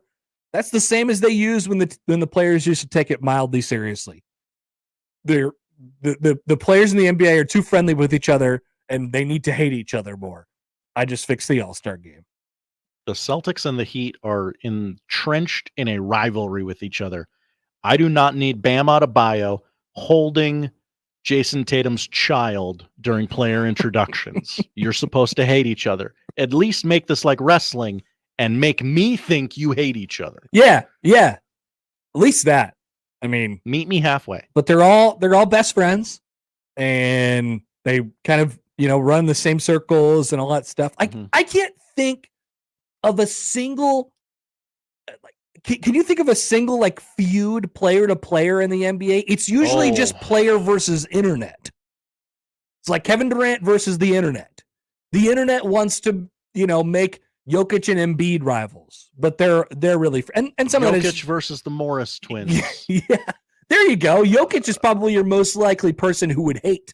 Pat Bev probably has a few enemies. Pat Bev versus whoever he's bothering on a nightly basis. Common decency. Or what's his name from the Grizzlies last year? I think he's on Houston now. That Brooks. Oh, yeah. Devin Brooks. Yeah. That guy trying to fight everybody. I'm gonna lock LeBron down. Just generally being annoying and all of those things. But star on star. We just don't have Jason Tatum and LeBron don't hate each other. No. There are the Lakers and the Celtics. They're supposed to hate each other. You're fueled for this. Mm-hmm. And I'm not trying to say it's just basketball either, because it's across sports. Yeah. The Yankees and the Red Sox barely hate each other anymore. No. Too many jersey swaps going on. A lot of jersey swaps, a lot of people playing on different teams and being in different clubhouses, and then generally it just becomes like a players kind of union, regardless of the the team's logo that you're wearing or the jersey that you're wearing on any given day or any given year. And I don't think we have any of that. We don't have any feuds. We need more feuds. We need more hate, and we need less player movement. That if your goal is to fix the All-Star game, which once again, I could take it or leave it either way on the All-Star game. I appreciate a lot of the stuff that I saw last night because it just further enhances the point that these guys are incredible athletes and incredibly skilled all at the same time. Like I said, Josh, I really mean it when I say it. I like watching Dame Lillard shoot half-court threes like they're 10-foot jumpers. I like that. I think that's fun. My thing is I don't really need to fix the All-Star game, but if you guys want to really fix it that bad and complain about it every year, there's your solution. And it turns out it's actually really difficult. Like we've already gone down this path for many, many years now, decades, and I don't think that cat's going back in the bag. Jimmy soon. Butler and Karl Anthony Towns probably don't get along very well. There you go. There you go. Just trying to think of some hate. It's pretty good. My takeaway from the All-Star game last night, and I understand there are reasons for this, but how in the hell did Larry Bird and Jason Tatum just meet for the first time? Is that real? Last night, yes. I liked so you said you didn't mention any of the pregame stuff, or you didn't see any of the pregame I stuff. didn't. I watched the Saturday stuff, but not the pregame stuff yesterday. So they brought out Reggie Miller, Oscar Robertson, and Larry Bird. Makes sense. And they walked out before the game, and after the lineups and the national anthem and all this stuff, and Reggie Miller was in the middle, and Reggie had a few, some motivational things. Hey, this is basketball. This is Indianapolis, kind of all that stuff. Mm-hmm. And then he was like, let me hand it off to Oscar Robertson, who says, let's play ball or something like that. And then he hands it off to Larry Bird, who's like, basketball. And then the game starts. It was pretty funny. I get it. Larry Bird did not like the way Rick Pitino came into the Celtics organization and pushed Red Auerbach out. I get it. He does not like the Celtics organization. He doesn't ever leave the state of Indiana because he's a crotchety old man. I get it. But how? Like, how did it not be like, hey, the Celtics are in town tonight, Mr. Bird. Could you do us a solid? And like, we don't want you on court or just in the tunnel. Why don't you go shake his hand? Just shake his hand. Can we get a photo op for social media? Like, that's something? The hate and jealousy we need. Larry Bird is the most jealous person on planet Earth. I cannot stand the idea of anybody ever potentially being better than me, especially in a Celtics uniform. This would be Jason Tatum's not better than Larry Bird, but you know what I'm saying. Statistically, we're not going down that road if you're Larry Bird. That's the hate that we strive for. It is. And that we miss in sports. Danielle says Draymond and Jordan Poole probably don't like each other very much. Yeah, there was some punching going on there. Yeah. It's probably true. Probably true. And maybe we need to modify the rosters a little bit with people who hate each other. It doesn't have to necessarily be the best 25 players in the league or something. Yeah, but like we did the draft, and that just that had literal tampering in it. Literal tampering. Oh, gee, how did Dame end up on the Bucks? Remember when Kevin Durant didn't pick James Harden at the end of that draft, and there was 2 people left? That was great. That was awesome. I love stuff like that. Like Kevin Durant is actually perfect. If he could just bring it into real life instead of it all being on the internet, that'd be awesome. Greg in Hastings says, shout out Greg. Hi, Greg. On the text line, NBA All-Star Game, and then it's a GIF from The Hangover with the 3 best friends that anyone could have. It's pretty much what's going on. Also, LED courts, pretty cool. Yeah, and it kind of was. I'd like to see more of this. It kind of was. I'd like to figure out a way to play a game on that. John has an email into the Equitable Bank inbox. Hi, John. I don't watch basketball of any kind ever. So who cares if they score 400 points in an all-star game? It's an exhibition. It doesn't mean anything. Oh. I'm not telling you that it does mean anything. That's not where I thought that email was going. I'm telling you that people, for some reason, think they want to fix this. Like this is their priority deal. We have to fix the all-star game.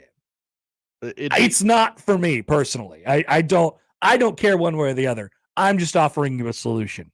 It'd be like me going into Saving Private Ryan or something like that and going, why weren't there any songs? Why weren't there any musical numbers? Well, it's not really built for musical numbers. The All-Star Game's not really built for defense or hate. Yeah. Things of that nature. It's for shooting 45-foot threes, doing cool dunks, and generally showing off athleticism. And that's cool. I'd like to be at one, to be honest with you. It is to look into the crowd and say, are you not entertained? Yeah. It's to be LeBron James and just, the guy who doesn't want to do a retirement tour. He puts the king hat, the king hat, I said it again, the crown on himself before the game. Yeah. That guy wants to go away very quietly.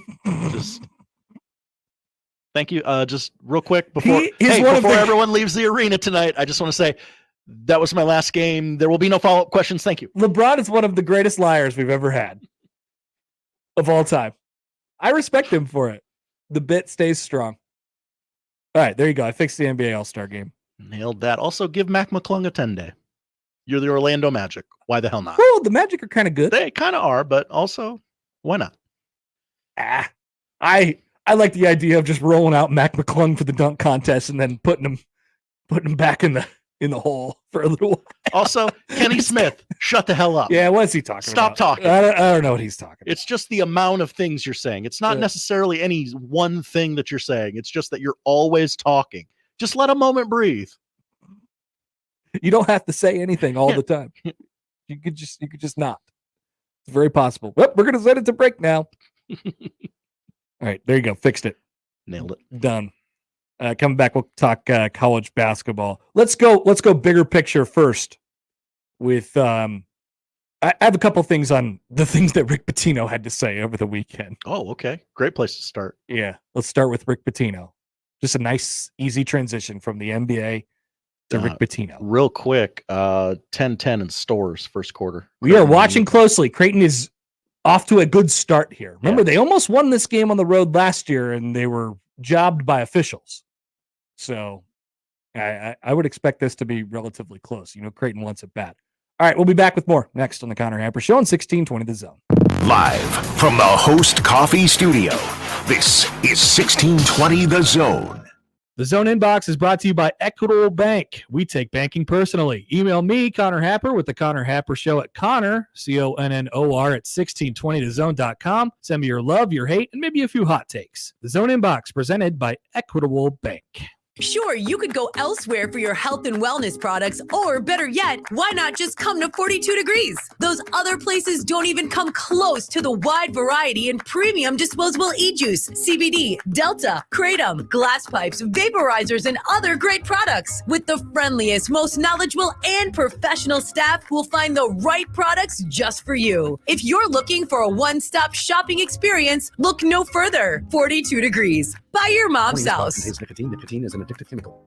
J-Tech Construction, the official exterior experts of the Huskers, offers exterior solutions that help you protect your number one investment. Whether it's roofing and siding or windows and doors, they're committed to excellence, quality, and outstanding customer service in every step of the process. When it's time to protect the exterior of your home, your choice is simple. Turn to who the Huskers turn to, J-Tech Construction. Check them out online and schedule a free estimate today. J-Tech Construction, the official exterior experts of the Huskers. Thursday, February 22nd is your last chance to see Omaha Maverick men's basketball as they gear up for the conference tournament. Join the Maverick men for senior night as they take on Oral Roberts. This is always a classic matchup. Plus, with just 4 home games left, your Omaha Maverick hockey team takes on Colorado College in a top 20 matchup on Friday and Saturday night. Let's pack the Baxter. Get your tickets now by calling the box office at 402-554-MAVS or by going to omavs.com/ticks. Did you know that radon is the number one cause of lung cancer for non-smokers and that our region has some of the highest levels in the country? Radon Defense Midwest can test and fix your home. Visit radonradio.com for an exclusive offer for 1620 The Zone listeners. That's radonradio.com. Prescriptions require an online consultation with a healthcare provider who will determine if appropriate. Restrictions apply. See website for details and important safety information. Subscription required. Price varies based on product and subscription plan. If you're having problems in the bedroom, talking about it is the last thing you want to do. Same goes for hair loss, anxiety, or even depression. That's where HIMS comes in.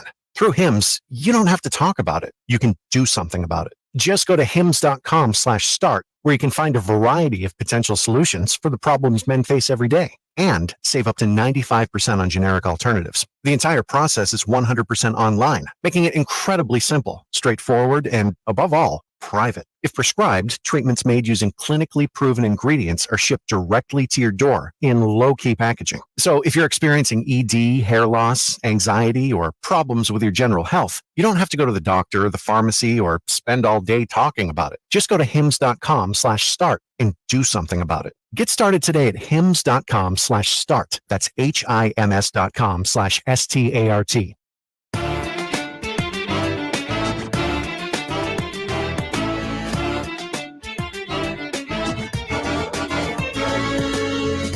All right, welcome back. More of the Connor Happer Show. You're on 1620 The Zone and on 1620thezone.com. Creighton and UConn tied at 15 after a quarter on the women's basketball side in Hartford. UConn's turned the ball over 6 times. Paige Beckers is coming back for another year. She wants to play Creighton 2 more times. You don't want that smoke. Probably to get revenge from this game, in which they'll lose. I would imagine. Paige Becker's revenge game. Could be next year. Not today, though. All right, here's a smattering of quotes from our dear friend Rick Pitino, who is famous for claiming that he wants to kill himself by jumping into the snow and the frostbite in Omaha and record low temperatures in January and dying. That's what he's famous for. And a variety of other things. But Rick Pitino's triggeredness about his basketball team this year has only increased throughout the season. He hates those guys. Now, here's the thing. I want to read you the quotes in a second. But that's not a bad basketball team. It's not. Like, I read these quotes after the game, and I'm like, come on, Rick. It's your first year. It's a whole bunch of, like, guys off the street. It's like a lot of transfers, right? So that's the point. And they're not gonna make the NCAA tournament this year, unless they do something kind of amazing down the stretch here. Which, based off the quotes yesterday, I don't know, maybe not. So, from a variety of New York sports media, here's one: do we have crappy, but the bad word, facilities? Yes, we do, but we're doing something about that. There's one thing that they're doing about that, which is playing games anywhere other than Carnesecca Arena they possibly can. Do you see where they played yesterday against Seton Hall, where they blew a 19-point lead? No, I guess I didn't. They played on the arena on Long Island, where the Islanders play, because the Islanders were at the stadium game. They're like, let's go play out there. They'll play anywhere. They played games at Brooklyn. They played games at the Garden. They'll be playing Creighton at the Garden this weekend. They want to play games anywhere else that's not Carnesecca Arena. And that's a Rick Pitino thing. He's like, I do not want to play in that crap hole. Let's go somewhere else. Some people would like the charming on campus thing. Not Rick Pitino. No, he's not here for quaint campus life. I don't think so either. Pitino, it's not the job. You could be at Missouri and recruit slow players. Believe me, it's not St. John's. We had to put together a team at the last second. We will never, ever do that again.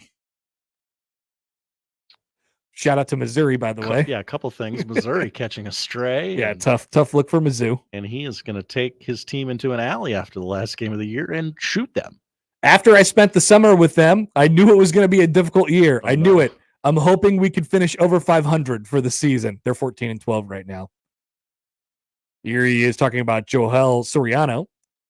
Look, Joel's slow laterally. He's not fast on the court. Chris Ledlam is slow laterally. Sean Conway is slow laterally. Brady's physically weak. Drissa is slow laterally. He just individually called out all of his players for not being fast enough laterally.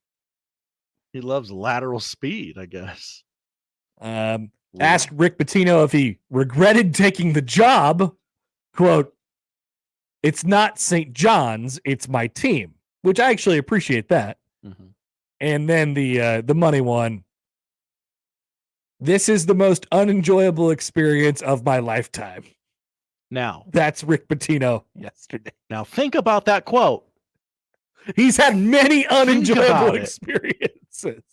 Think about the worst things you know about Rick Pitino and what some of those phone calls and conversations would have been like. He's so pissed. This is worse. And to an extent, I honestly kind of appreciate it. And he blames his players, but he's also blaming himself for recruiting them. So it's I don't know how that balances out. All jokes aside, it does sound like he's like, well, I had to build the roster this way. I didn't want to build the roster this way. So it just got me thinking a little bit about how college coaches go about creating teams.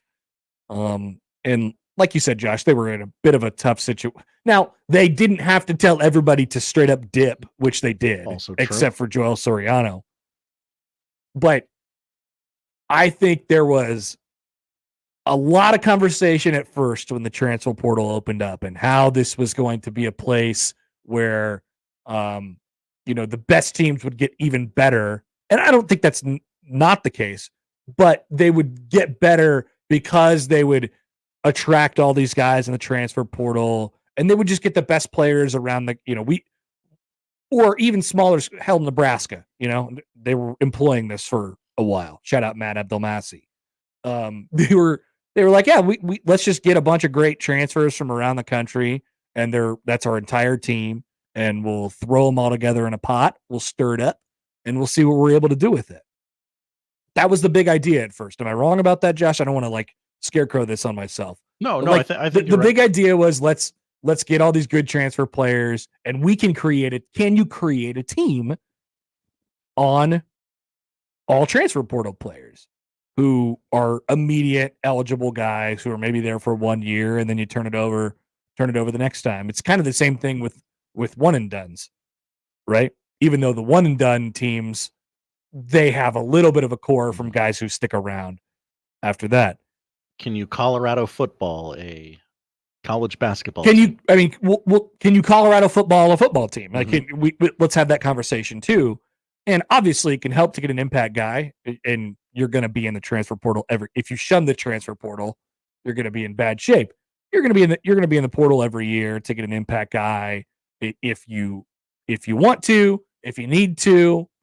But what we've learned now in these first handful of years in the transfer portal is the lesson that, was still the truth before the transfer portal really opened up and before the NIL market really opened up, which is you have to have a core.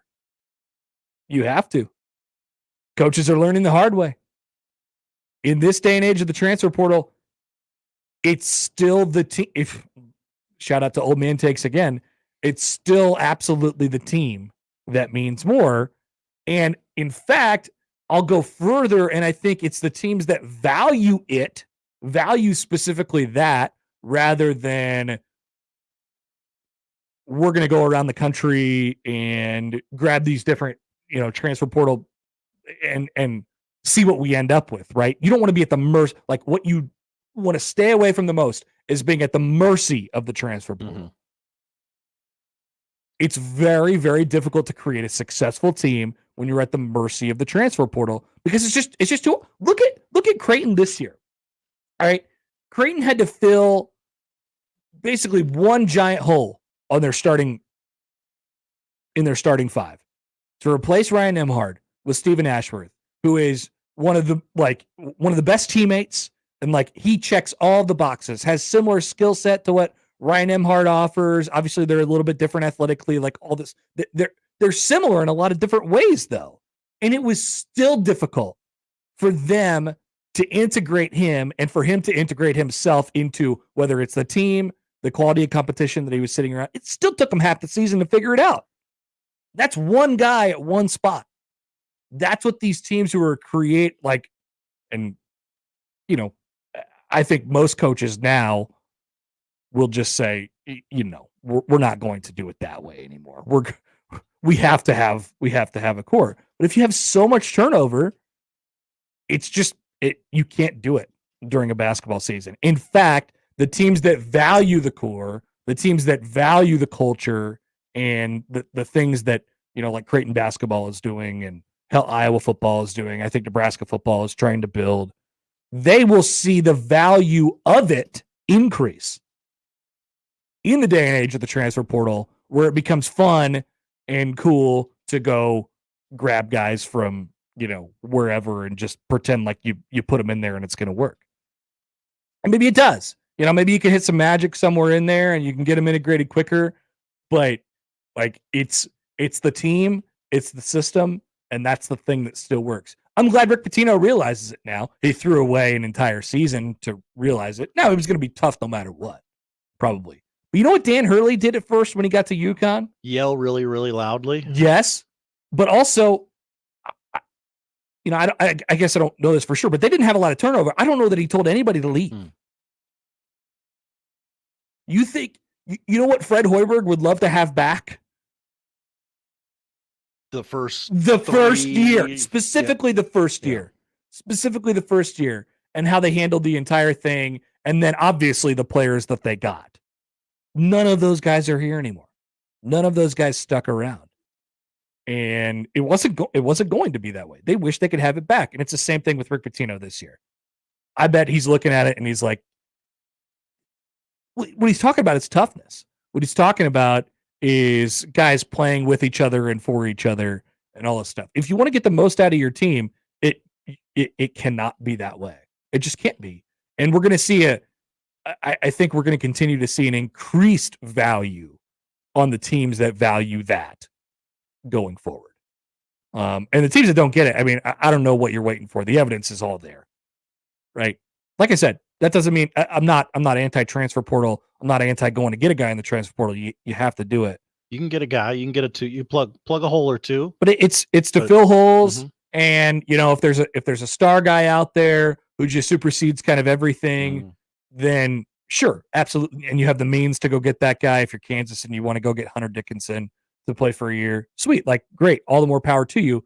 But he still fits in what they do, and and you have to understand that there's a learning curve that kind of goes along with that as well. I mean, I'd rather have the home.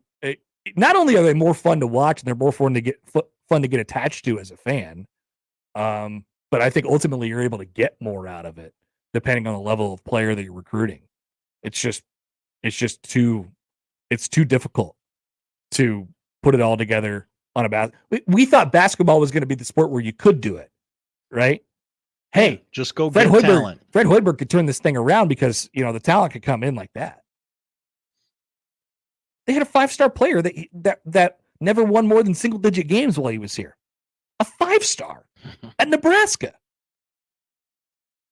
They never won more than 10 games with Bryce McGowens, who was a good player. And I have nothing but good things to say about him.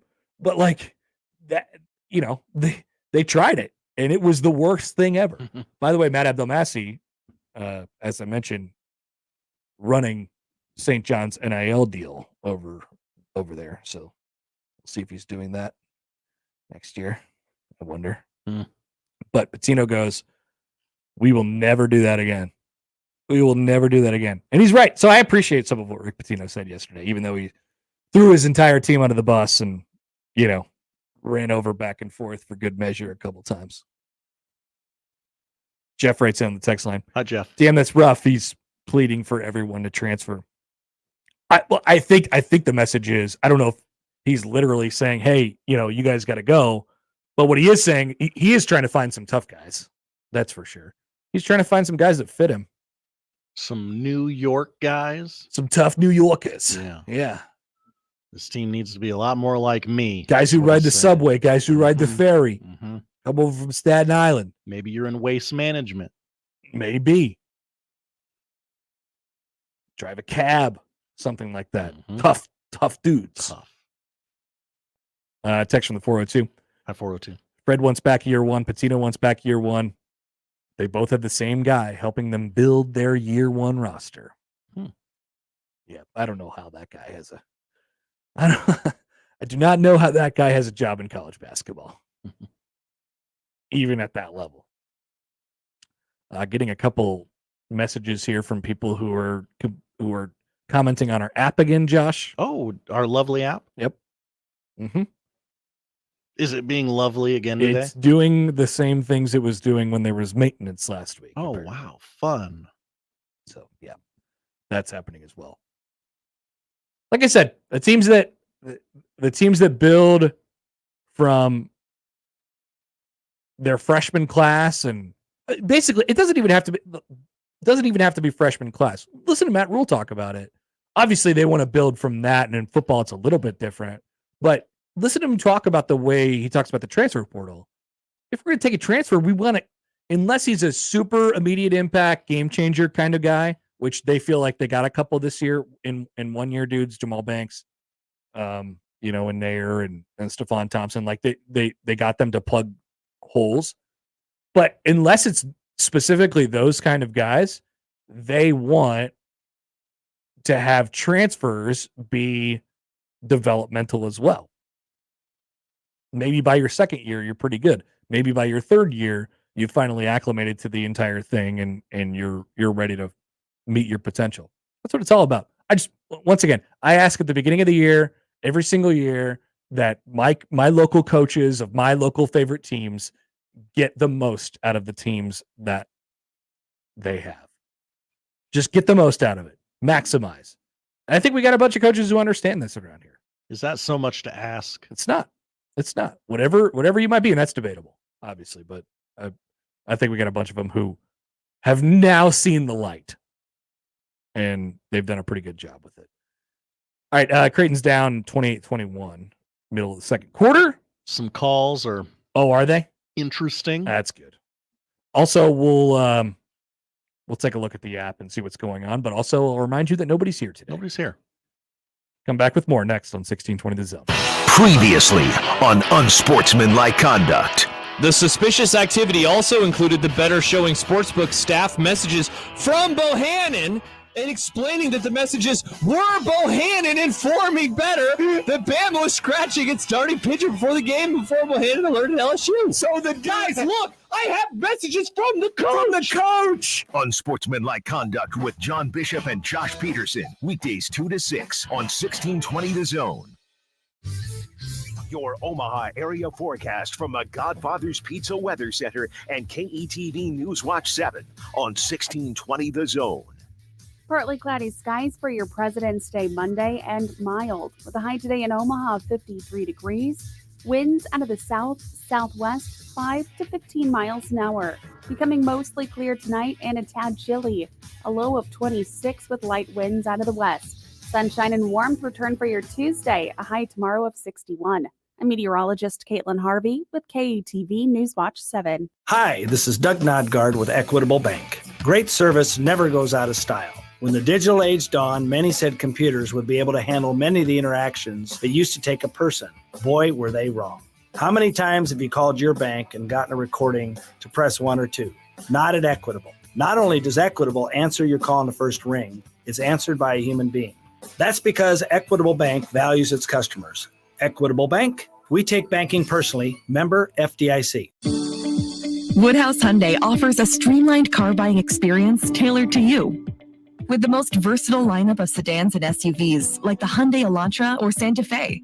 Plus, your choice of standard engines, plug-in hybrid, or fully electric vehicles. And when you shop Woodhouse Hyundai, you can rest easy with Hyundai Shopper Assurance, America's best 10-year, 100,000-mile powertrain limited warranty. Start your deal online at woodhousehyundai.com today. Browse our inventory, personalize your payments, apply for financing, and more. Convenience delivered every time. This is Woodhouse Hyundai. Right now, lease the 2024 Hyundai Kona SE for $199 per month for 36 months and 10,000 miles per year.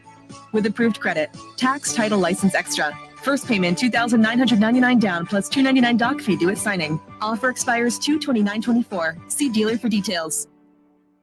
Velocity Clinical Research in Omaha frequently conducts clinical trials for a broad range of investigational treatments. Typical studies involve medications for acne, allergies, chronic diseases, depression, and others. They also perform vaccine studies for people of all ages, conducting innovative research that has a positive impact on lives. Click for current trials at velocityclinicaltrials.com. More trials are launching in March. Compensation for study-related time and travel. Find out more at velocityclinicaltrials.com. New Year's resolutions start and end at Level Countertops, Cabinets, and Flooring in Elkhorn. Is your resolution this year to get organized, and take your kitchen to the next level? They create a unique space that's not only beautiful, but functional and organized. They come to you, listen to your needs, and create your functional design. For all your cabinet and organizational needs, visit their beautiful showroom at Level Countertop, Cabinets, and Flooring, 192nd in West Maple, or online at levelomaha.com. That's levelomaha.com. And now we've reached the point in the show where Josh Odson reads the peculiar, the bizarre, the comical, the odd news with Odd Son. Odd news, Odd Son. See what we did there? The odd news with Oddson. Many app listeners wondering if we're alive, Josh. Very much so. If only there was another way to listen. That's what we always tell people. It's like, yeah, we'll get to the bottom of the app thing, but also there are several ways to listen to the show. So if you're an app listener, you're probably listening on your phone, which has YouTube, which has like TuneIn Radio. Sure. That's a thing. Wherever you get your podcasts. It also has, Spotify. Or it has 1620thezone.com. Yeah, just cue it up. Twitch. Maybe you got Twitch on your phone. I don't really know how Twitch works. But if you're a TV, if you're watching on the computer at work, once again, get your tweets in to win a chance to a chance to get qualified for the basketball watch party, which is coming up. That big basketball with the brackets and the deciding a winner. The big watch party. The big one. It's a few weeks away. All right, Josh, we got the odd news. What do we have today? We sure do. We talked about the NBA All-Star game. One thing we didn't talk about just in general was Steph versus Sabrina. Yeah. Good rundown by you. I thought there was a story. Well, there is. Okay. I didn't know if you were going to... Well, let me take this moment to comment on the event itself before the hilarity that ensued afterwards. Nope. Okay. The 3-point shootout between Golden State Warriors star Steph Curry and Sabrina Ionescu, a star for the WNBA's New York Liberty, was one of the highlights of All-Star Saturday night. It also produced one of the night's funniest moments, while the commentary for the event left a lot to be desired, like, I don't know, maybe a woman. The event itself did not disappoint. Ionescu opened the contest with a 26. That's as high as any man shot Saturday night. Curry left his money ball rack for the end of the contest, essentially guaranteeing that he'd be trailing until the very end, until he came away drilling his final 4 shots to win 29-26. There was a joint press conference after the event, and as Curry spoke, someone was making a deposit at a nearby bathroom. And either the restroom was very close to the podium, the toilet was loud, or someone had a microphone a little too close to things, because you could not hear what Steph Curry was saying. Curry spoke of the contest and the entire evening, quote, "To have it with the new floor and 40,000 fans here at the big stupid oil drum, that's great for basketball." I might have editorialized there in the middle. People using the bathroom, that's a quote from him, which got laughter from the assembled media members. For us to deliver a show like that, it was perfect. Just as much excitement as you could build up in that short amount of time. But yeah, someone was going to the bathroom during Steph Curry's press conference, and we got to hear all. I saw it all. And I saw it all. Yeah, I really like I think the 3-point contest is a good watch. It is. Generally every year anyway. Now it's hard because they're getting up so many shots in such a short period of time, but it's pretty impressive what they do.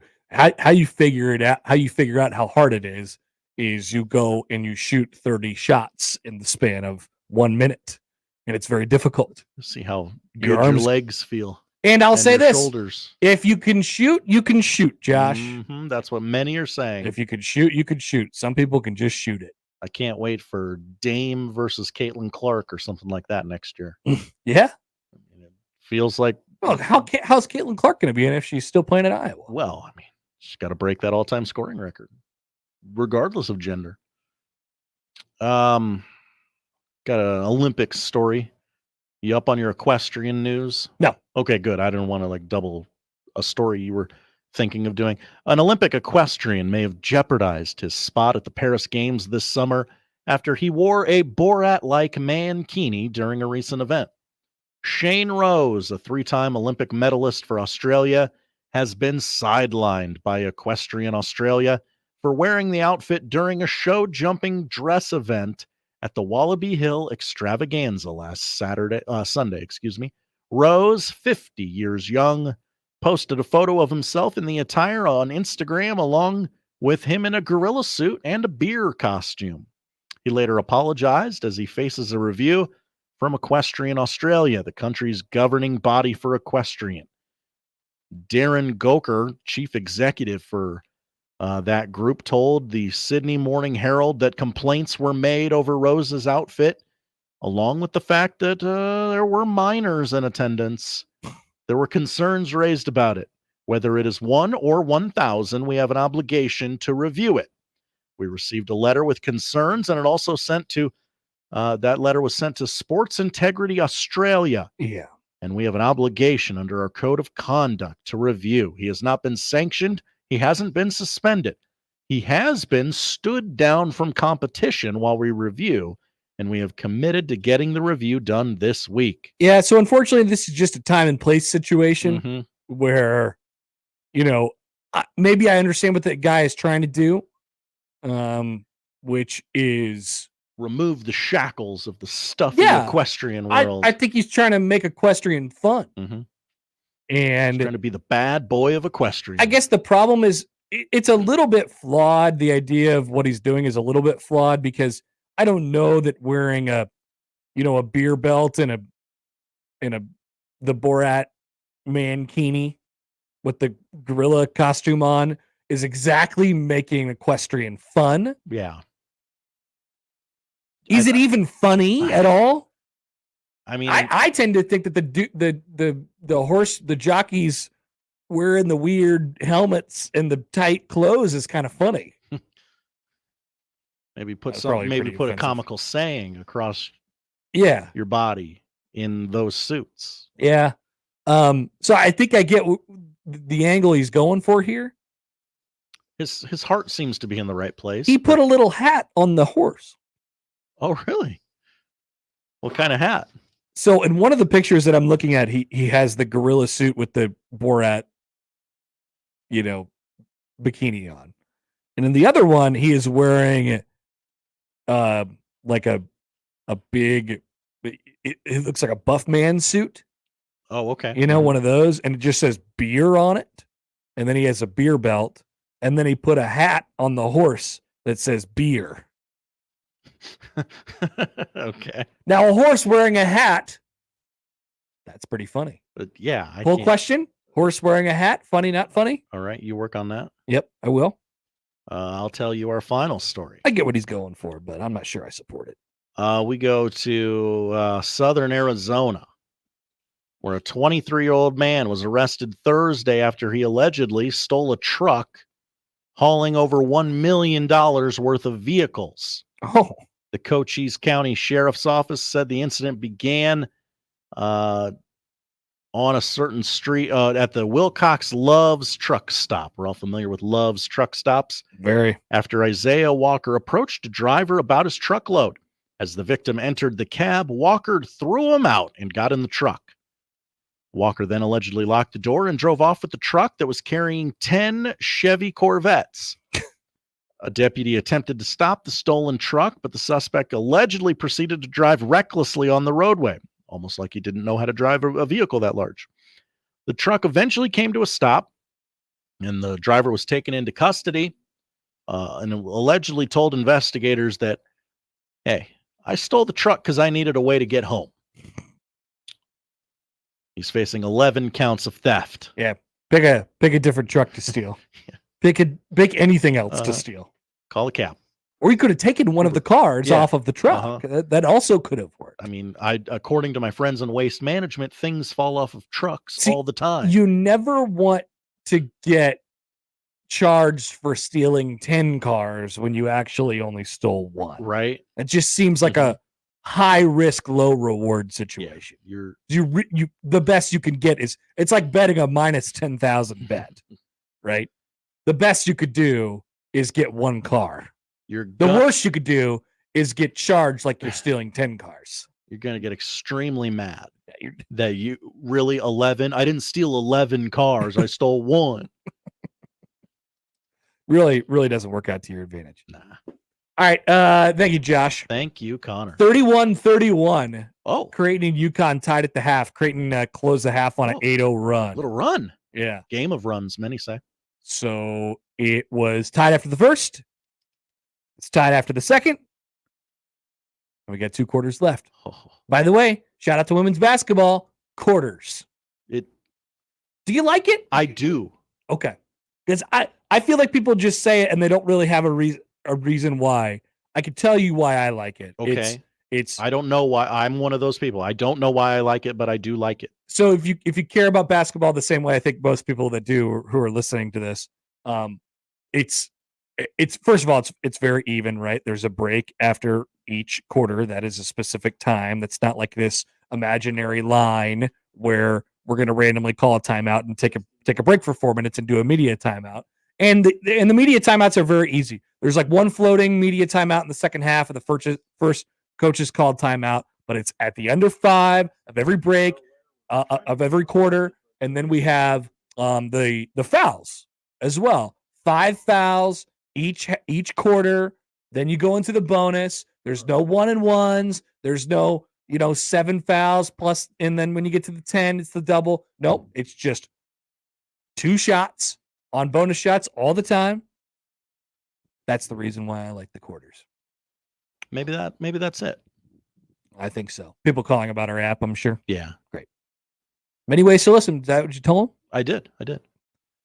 That is what I have to say to all of you who are listening to the various commercials on our app right now. You don't have to live that way. Quick timeout. We'll come back. Noon hour to come. We will jump into this Matt Rule story from Tom Chattel, talk about how weird but also normal he is at the same time. Also, we still have a baseball roundup. I want to talk about each Creighton in Nebraska individually. Takes on Purdue. Sam McKewon will join at 1. Plenty to come in the back half of the Connor Happer Show on 1620 The Zone. For the Jays, the Huskers, and even you Jayskers, we are 1620 The Zone. Coffee comes from a plant. Tea comes from a leaf. Kratom comes from a leaf. Kratom may seem new, but it is an all-natural product that has helped people for centuries alleviate discomfort, anxiety, and so much more. At 42 Degrees, we carry the largest selection, highest quality Kratom, so that you can receive all the benefits of Kratom. At 42 Degrees, we care about your health, so ask for our Kratom at any of our multiple locations. For hours and locations, go to 42degrees.com. Buy your mom's house. J-Tech Construction, the official exterior experts of the Huskers, offers exterior solutions that help you protect your number one investment. Whether it's roofing and siding or windows and doors, they're committed to excellence, quality, and outstanding customer service in every step of the process. When it's time to protect the exterior of your home, your choice is simple. Turn to who the Huskers turn to, J-Tech Construction. Check them out online and schedule a free estimate today. J-Tech Construction, the official exterior experts of the Huskers. If you're looking for a safe and reliable vehicle to get you through all types of winter weather and more, Baxter Subaru has you covered. Symmetrical all-wheel drive comes standard on nearly all Subaru models and provides you better traction, improved stability, and maximized performance on wet and snowy roads. So hop in the driver's seat of a new Outback, Forester, or Crosstrek now at Baxter Subaru Omaha. Shop our great sales and service deals now during the Subaru A Lot to Love event at BaxterSubaruOmaha.com. Howdy, Greg Wagner joining you from the Nebraska Game and Parks Commission. Time now for another Nebraska Outdoor Update. Say there's a lot to do this season in Nebraska's outdoors. There's always hiking in the state parks. There's bird watching. There's trout stream fishing action. There's scouting for that spring wild turkey hunting trip. And there's looking for shed deer antlers in your favorite woods. So there's no reason to be a couch potato, is there? No. Get outdoors and enjoy. Well, it's time to get all your new permits and stamps for hunting, fishing, fur harvesting, and state parks. Time to check your motorboat registration for renewal. Time to make those cabin and camping reservations in the state parks if you haven't done that already. And time to go over all of your outdoor gear for spring and summer. Get more information on Nebraska's outdoor scene by going to the Game and Parks website, outdoornebraska.gov. And that'll wrap it up. I'm Greg Wagner with Nebraska Game and Parks. Hey fans, looking for the best seats without the hidden fees? Then you need to check out Tickets for Less. Whether it's Creighton games, Husker matchups, or big-time concerts and events, they've got you covered, all with no service fees. Now, you ready to score a deal? Use the code THEZONE at ticketsforless.com and save on your next event. You prefer to go mobile? Grab the free Tickets for Less app and shop with ease. Every seat holds a story, so find yours and save when you use the promo code THEZONE at ticketsforless.com and the Tickets for Less app today. Tickets for Less. Best seats, best prices, no service fees. Shop ticketsforless.com. KOZN Bellevue, Omaha, Council Bluffs. This is 1620 The Zone. Let's check in on spring training, Royals camp. Please, I'm surprised it's taken this long. Happy first full day from Ann Rogers. All position players are here. BFPs and defensive drills galore right now. We'll see new Royals pitcher Michael Wacha throw his first live this afternoon. Baseball. We did it. Baseball. We did it. We Another had off season in the books. We had college baseball over the weekend. Some scored runs.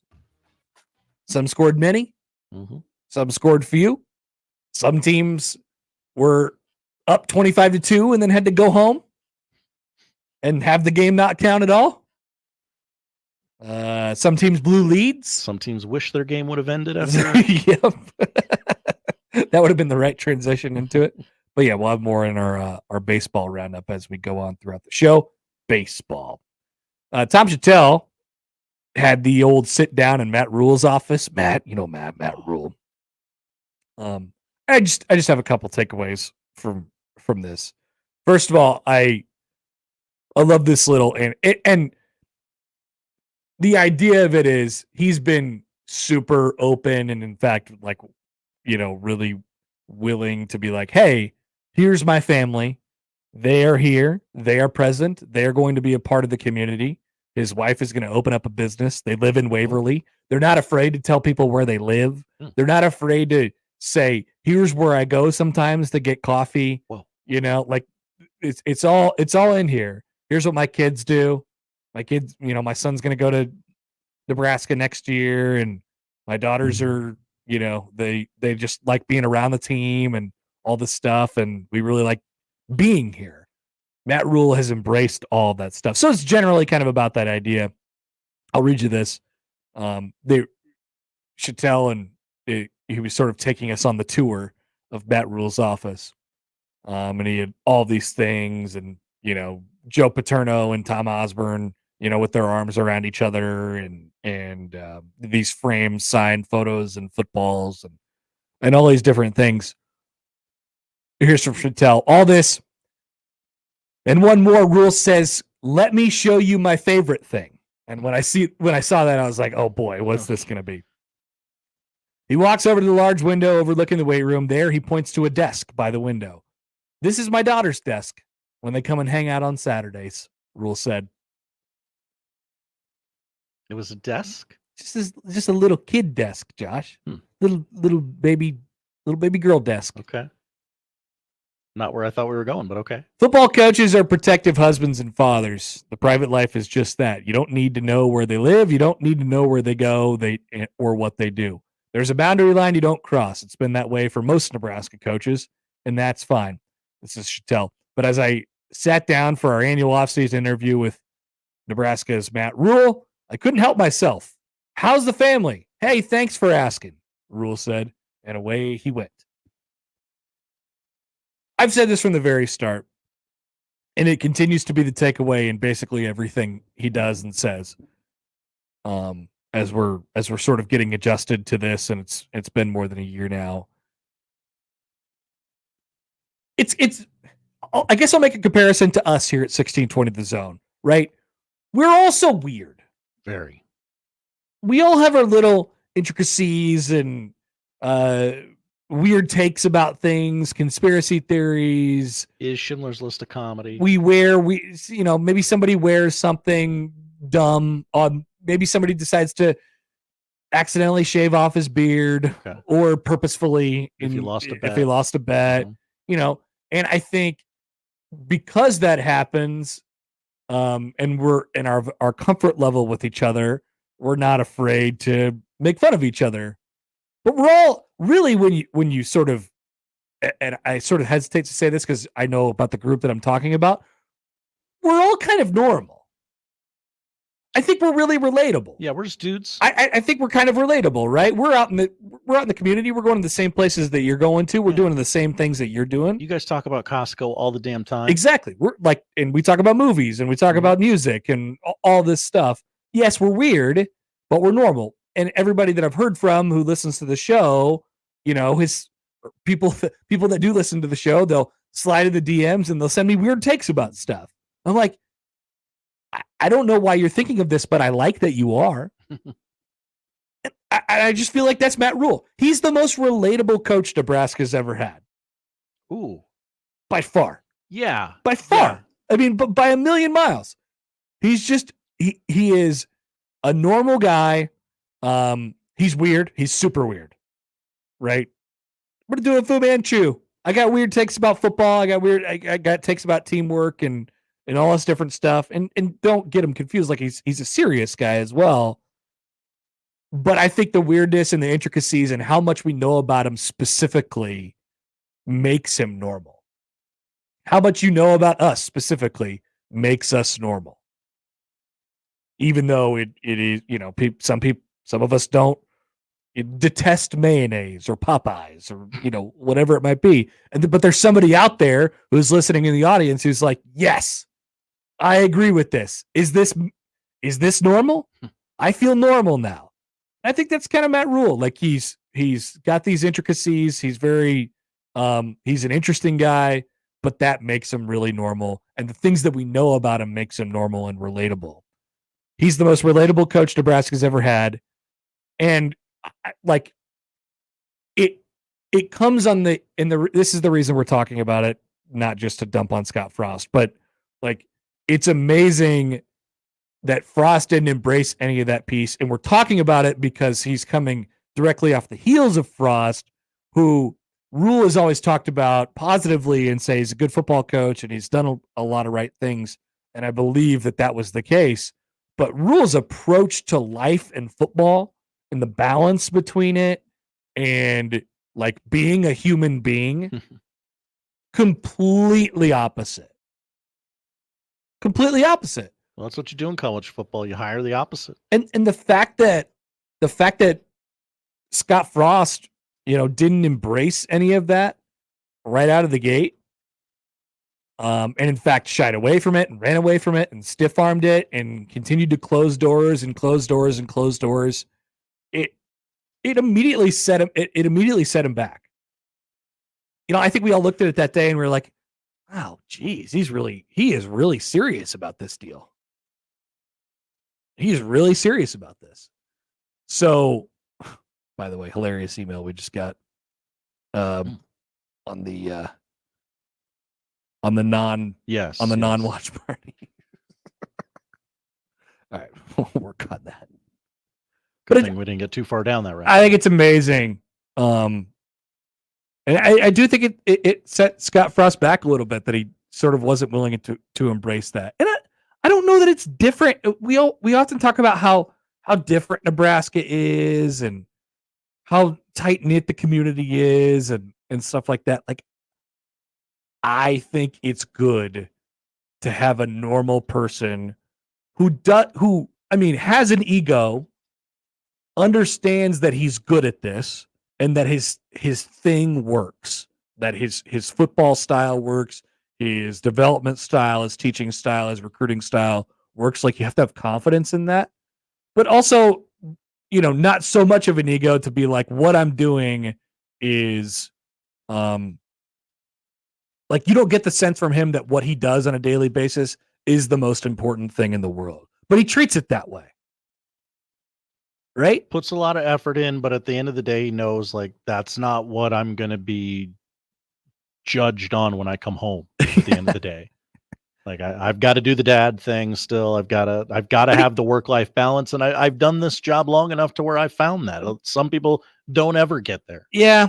But I don't know, like he understands how important it is to the state. And I think he feels indebted to and we'll talk about this with Sam here in a little bit, but like, I think he feels indebted to the state in a certain way for how much people have cared and how much people do care.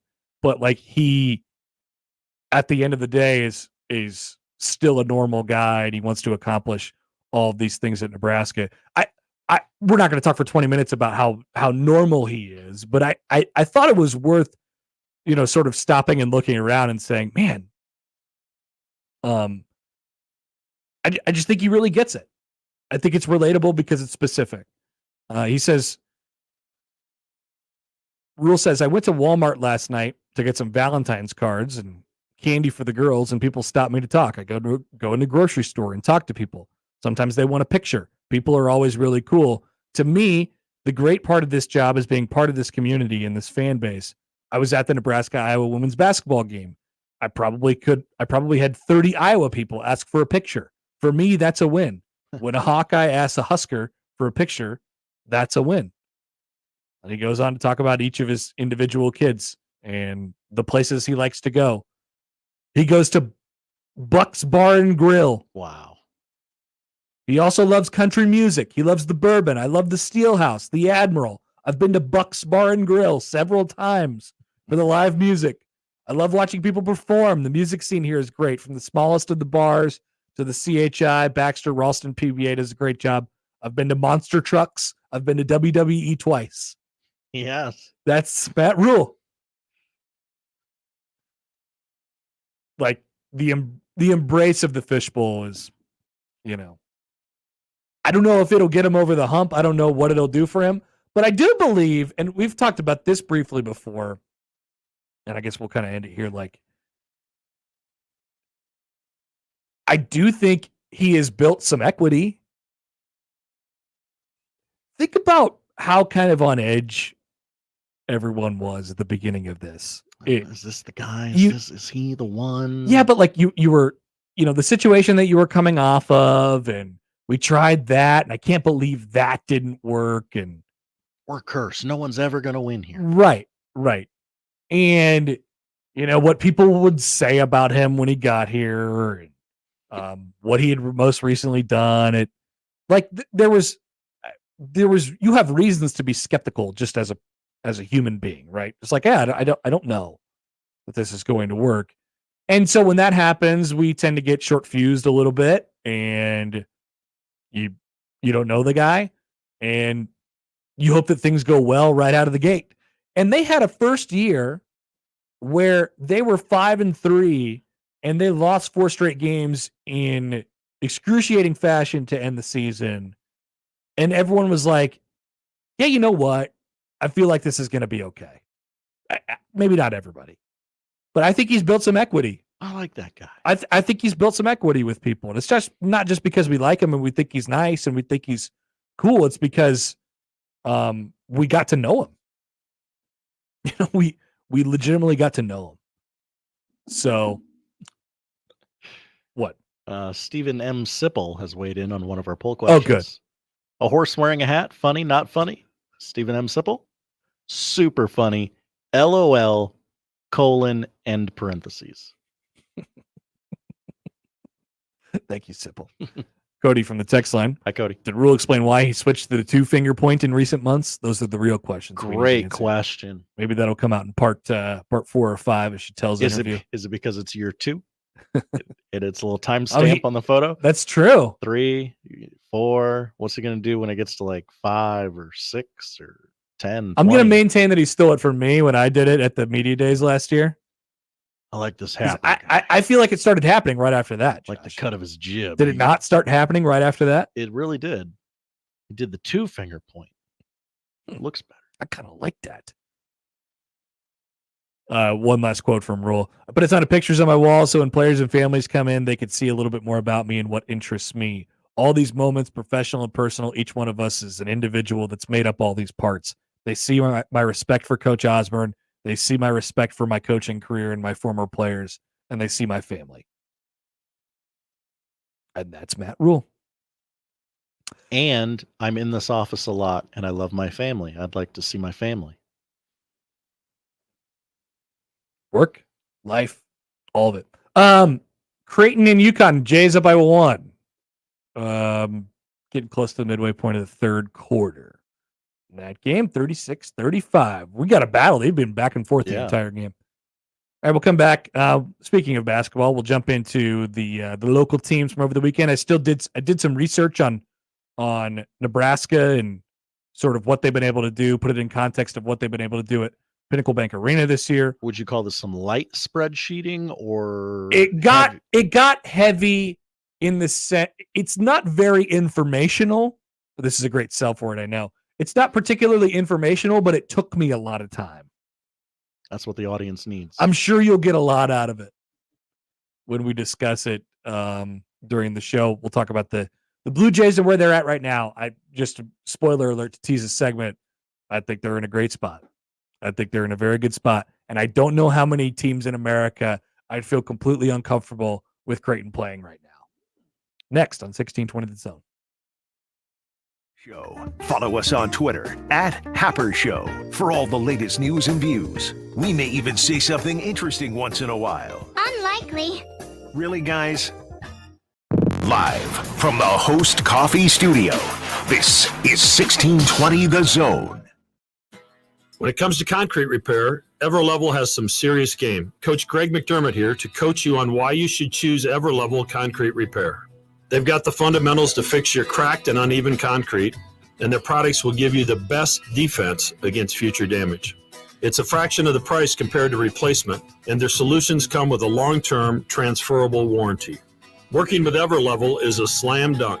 Call Everlevel Concrete Repair today for your free inspection. Woodhouse Lincoln wants to redefine your driving experience with our stunning lineup of Lincoln vehicles. Lease a 2023 Lincoln Nautilus for $499 a month for 39 months, 10,500 miles per year. Come visit us in store off 114th and Giles Road or online anytime at woodhouselincoln.com. With approved credit, security deposit waived, $1,500 down payment plus first payment, and $299 doc fee due at signing. Offer expires 2/29/2024. See dealer for details. The Zone Hotline is powered by 42 Degrees, The Source, by your mom's house. It's the most time-honored tradition to start the weekend, grabbing a cold one from a local Nebraska brewery. Let's be real here. It's cold outside, and you don't want to drink the same boring beer as those Hawkeye fans. Drink Nebraska brewed beer, cider, or seltzers instead. Each week, we're putting the spotlight on a unique Nebraska brewery with One Beer Friday. Share your brew on social media with the hashtag One Beer Friday, and you'll be entered to win a $25 gift card to a local Nebraska brewery. Nebraska is the good life with great beer. Click nebraska.beer to learn more. Hi, we're the Goo Goo Dolls. We're fortunate that we can give our daughters everything they need to grow and learn. But not every child can focus on classes and play dates. Nearly 13 million kids in the U.S. face hunger. That's 1 in 6. School lunch might be their only meal each day, and it's heartbreaking to imagine any child going to bed hungry. We're dreaming of a perfect day when kids can smile, play, and just be kids without worrying about where their next meal will come from. Feeding America is working to make that perfect day a reality. Each year, the Feeding America network of food banks rescues billions of pounds of good food that would have gone to waste. That food is given to families and children in need. Being a kid should be about doing things that make an ordinary day extraordinary. Learning to play an instrument, building a sandcastle, hosting tea parties. Hunger should never be an obstacle to growing up. You can help end childhood hunger in your community by visiting feedingamerica.org. Brought to you by Feeding America and the Ad Council. All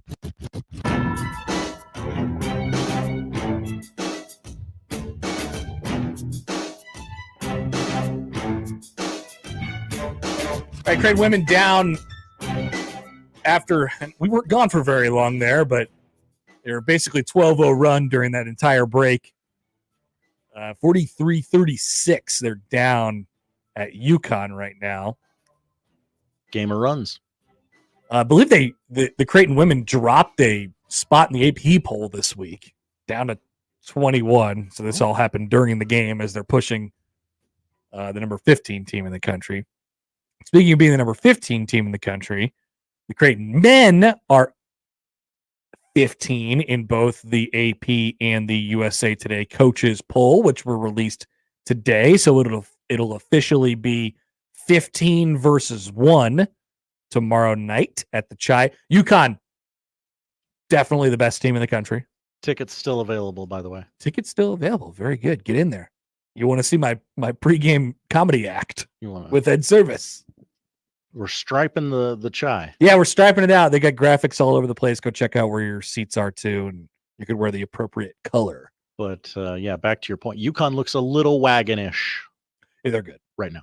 They're very good. They're very good. Now we'll have more on that game, of course, tomorrow. I guess we'll kind of get into a preamble of it today. Before we get into Creighton from over the weekend, the Jays are 13 in the net today. And they're 23 in the KPI. I believe they are 13 on KenPom as well. Yes, they're 13 on my little KenPom What are they on the Bart? You know what? I'll look just for you. Oh, Bart Torvik. Looking for John Bishop, really. Yeah, I'll do this for John. Creighton way down at 18 on the Bart. Oh, stupid Bart. Tough look for Bart. Does Bart know about anything? I wouldn't underrate Creighton right now. I'm very high. You're very high on them. I'm very high, Josh. Now, we have come back into this room, I think the last 3 or 4 Mondays and went, I don't know how they did it, but they did it. And they did it quite well. So back to Saturday, they put an absolute defensive clinic on display, and basically after final 30 minutes of the game. Start was kind of shaky. Whoa, might get hinkled again. Mm-hmm. What's going on? But I think you saw it, and I think that group felt some type of way about what happened in Omaha a couple weeks ago. A little pride sinking in. Yeah, and I don't know how much of that, what happened against Butler in Omaha, was due to Creighton's lack of defensive attention to detail. I just think they made tough shots basically the entirety of the night. But obviously they took it personally. Butler shot 112% that night. So for Butler to drop, 99 on you at home, and then for them to drop 57 in their own on their own court with the sun coming in through the windows, that's pretty special. I think they felt some type of way about what happened in Omaha. I wonder how they feel about what happened at UConn a month ago, a month and 2 days or a month and 3 days tomorrow. And so that sort of sets the scene for tomorrow. Just a couple more things for the game before we talk about the big picture. I do not think I saw this development track coming from Baylor Shireman. If you would have told me midway through last year that in February of 2024, Baylor Shireman would be either 1, 2, or 3 for Big East Player of the Year, the alpha on this team. First of all, I would have even probably a little bit surprised that he'd be back in college. But he's going to be first team All Big East. He's their, I guess I don't know how to say this. We would put tags on all these guys. Is he their best player? You'd certainly be able to make the argument for it. I don't know that he's his most. I don't know that he's Creighton's most indispensable player, but he might be their best player. Depends on the night. I think probably consistently, I guess this year he's been that guy. And if you were picking a representative for like, who are we taking from Creighton to be first team all conference? Who are we taking from Creighton to be, to have all American attention? It's Baylor. It's Baylor Shireman. I didn't see it. He's a do everything alpha. He's a great rebounder. He has become way more of a creator this year. Last year, I think for him, it was, speaking of talking about the Patino stuff from earlier and getting integrated into what they do, he kind of became, he kind of ended up being last year just, you kind of take the good with the bad, because the good's really good, but man, I hate the stretches when it's bad. He's been so consistent, and he has become the dude on a championship caliber kind of team. Just the way that they're playing right now. That development has been really special. That is a feather in the cap of him and how he's changed his body and changed his mindset. And then, of course, Mac too, and how they're able to get him there. We noticed he had put on some muscle. Yeah. In the off season, and now he's sort of unlocked a couple of pieces of the game, improved himself quite a bit, and he's really impressed this season. Email from Mark. Hi, Mark. His game turned around when he dropped the dopey headband last year. Interesting. Look it up. Stats pre and post. He kind of did. He also dropped the T-shirt about probably 10, 15 games into this year too. Mm-hmm. Dropped the T-shirt underneath. Kenneth on YouTube. The evolution of Baylor Shireman. It's more than just the game. It's the physical stuff. Kenneth says, guy is balling when he figured out he was good enough to dribble drive consistently and at a high rate of success, he's completely changed. He's such a creative finisher. I did not see that part of his game. I mean, the physical part of it, to draw contact and then to be able to finish. Because last year when he wanted to create, and even earlier this year when he wanted to create, it was he would get into the paint and then he'd kind of get stuck and he would do that turnaround fadeaway that he wasn't necessarily as good at as Trey is, like that was not as good of a shot for him, but he would still make it, but it is kind of opened up all these opportunities for him. He's a really good finisher now. He's just added all. I don't know what else he can add to his game that could potentially be in his bag. Right? Maybe he's maxed out. Maybe we're getting the best possible version of Baylor Shireman right now. And I think, for the record, I do think he's a guy who you could put in for a few minutes in the NBA and feel okay with it, just because of his versatility, the things that he could do. And then obviously he has the size and the defensive prowess and all that stuff too. So that combined with, Trey shooting it a little better, Kalkbrenner, it wasn't a great Kalkbrenner game on Saturday, but what he's there for. And then, role guys doing things here and there. Ashworth obviously has changed the direction of this team at various points throughout the season with his play. He made a big three that kind of stopped the comeback efforts for Butler, and after that they were sort of dead on Saturday. All of this, it's really coalescing for them right now. They have put together, like, if you would have done that selection committee show 2 hours later on Saturday, Creighton would have been in it as a top 16 team in the country. And they have all the requisite, like, now in order. So I think, I guess we could look on the bracket matrix. They look like, as we go into the tough final 4 games of the season here, or final 5 games of the season, bracket matrix has them as a 4. I think they are perfectly right there. Like, they're one of the top 15 teams in the country. The metrics check out. They hit that KenPom metric still right now.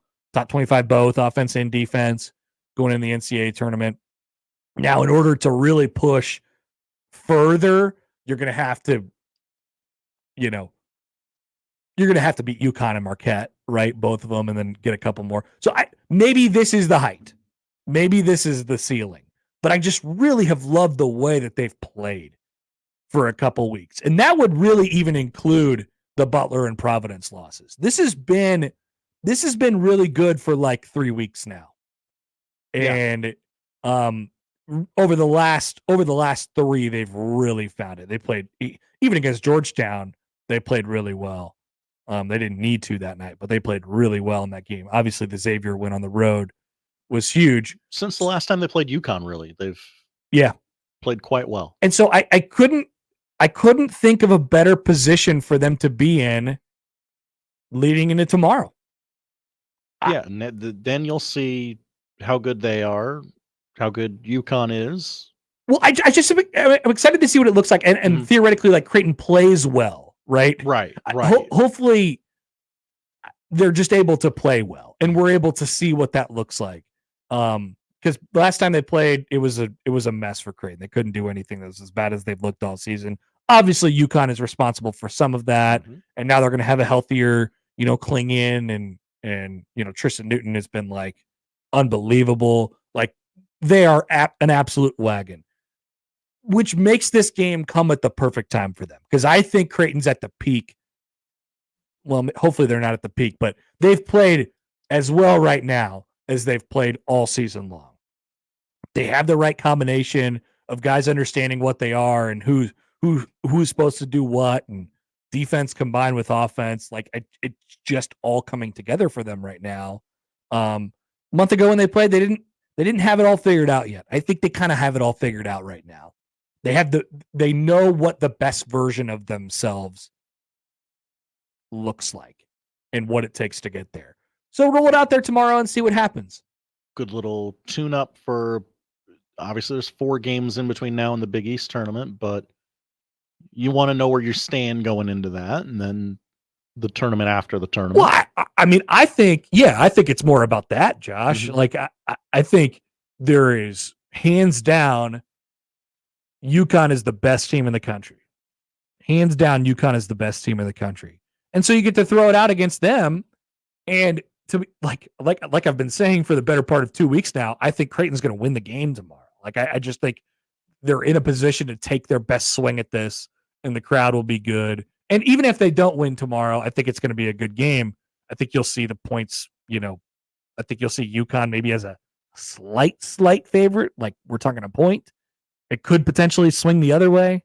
Like, we're talking about in that range tomorrow. But I think it's more about the big picture. There is nobody.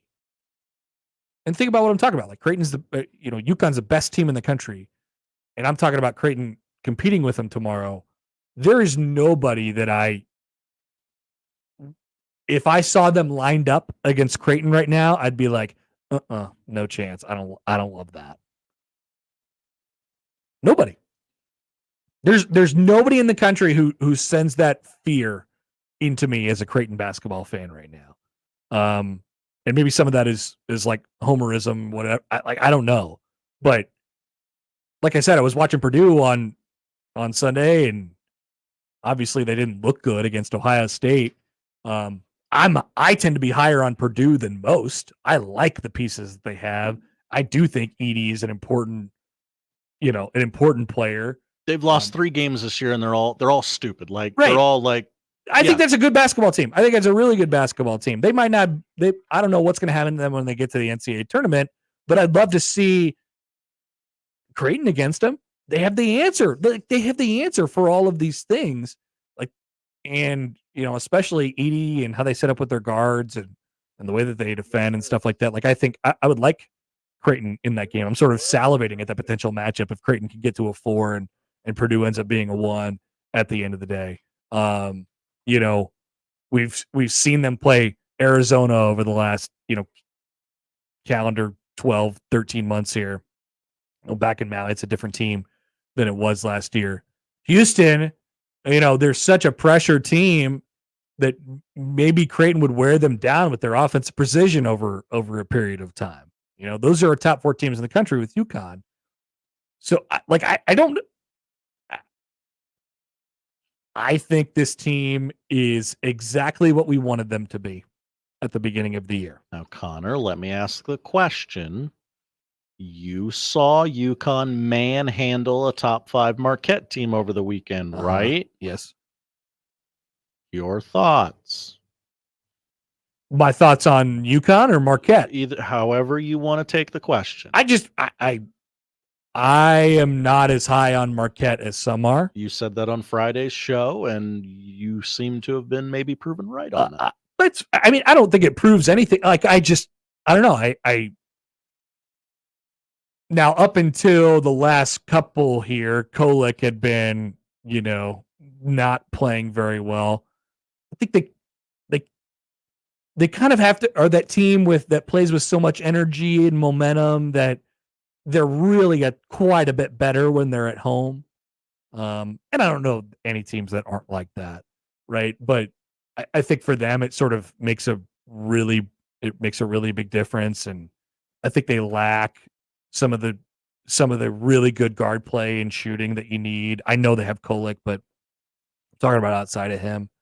Iguodala is a funky matchup for I'm just not as high on Marquette as some are at this point.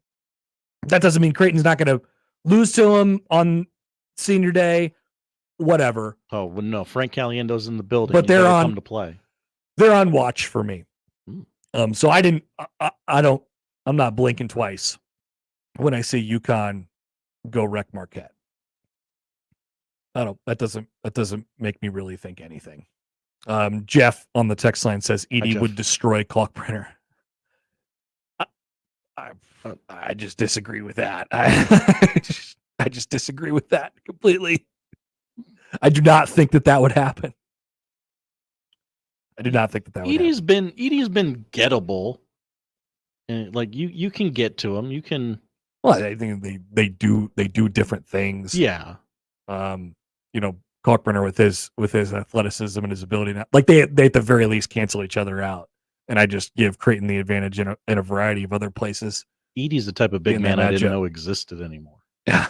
Yeah. Well, he doesn't. That's the problem. Asian Joe writes in. Hi, Asian. Would Creighton still beat Nebraska if they played now in Lincoln?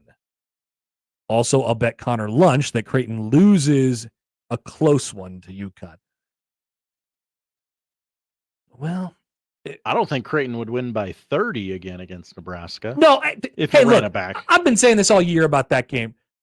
Nebraska screwed themselves in that game. Got in their own head. Nebraska play that crap. Like, I would like to see what would happen if they played each other and they were both on their game. I still think Creighton would win it. And there's no doubt that Creighton is a much better version of what they were a month ago and certainly of what they were 2 months ago. But Nebraska way screwed themselves over in that game. I would like to see that game played the next day, because I think it would have been a lot closer. I don't think Creighton's better. I don't think Creighton's 30 points better than Nebraska on the road in that building. That's for sure. We'll talk a little bit about that building here in a couple minutes. Do I accept a lunch bet though? So then I have to ask myself, how much conviction do I have in this Creighton is going to beat UConn tomorrow thing? Joe has made me now put my money where my mouth is. I suppose I have to accept. Does Asian Joe know when you eat lunch? Yes. Are you ready for 3:00 lunch, Asian Joe? If you will agree to 3:00 or 9:00 lunch, 9 a.m. or 3 p.m. Yes, then I am in. I believe I'm 2-0 on lunch bets right now. Oh. So I welcome all comers. It's my Grumball. Severe bought me breakfast. Very nice guy. Nice gentleman for Oregon and Utah football. And then I bet Schaefer on something. It was Nebraska Creighton.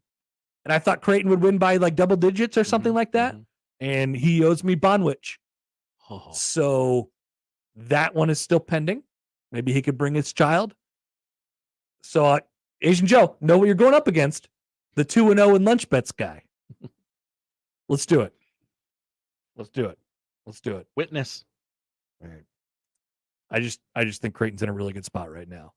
Can't wait to see what happens tomorrow. Cannot wait to see it.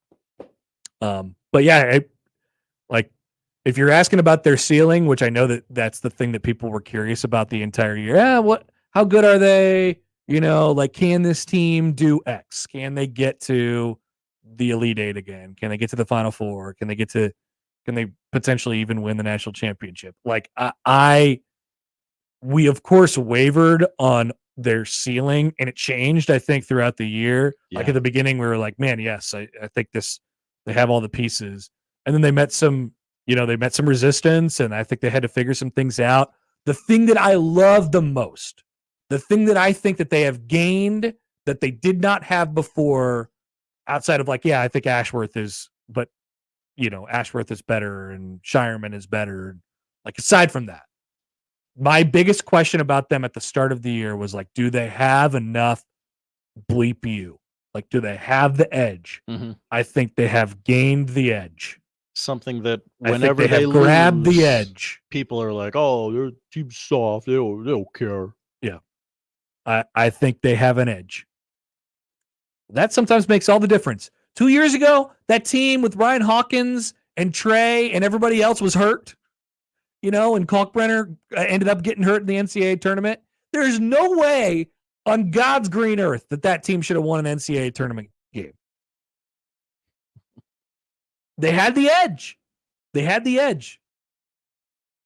2 years ago, or last year, the edge, I think, got them to the Elite Eight and could have taken them beyond that. They had an edge. We'll see how far this edge takes them. Coming back, we'll talk about Nebraska. I have some stats for you and their success at home this year. They've been crushing people at home, with the, of course, exception that proves the rule. The exception of Creighton. Back with more next on 1620 The Zone. Previously on The Crossover. We create a podcast. Yes. That where we get two people together who have divorced each other. Yes. And they talk about when they realized they wanted to divorce each other. And how much they hate the other person. That's the key. And just generally how it all fell apart. Dude, I mean, It's a great idea. It's really funny. I don't think a podcast like this exists anywhere. Mornings with Sharp and Hanley. The Connor Happer Show. Unsportsmanlike conduct. 6A to 6P. 1620. The Zone. Your Omaha area forecast from the Godfather's Pizza Weather Center and KETV Newswatch 7 on 1620 The Zone. Partly cloudy skies for your President's Day Monday and mild with a high today in Omaha of 53 degrees. Winds out of the southwest 5 to 15 miles an hour. Becoming mostly clear tonight and a tad chilly. A low of 26 with light winds out of the west.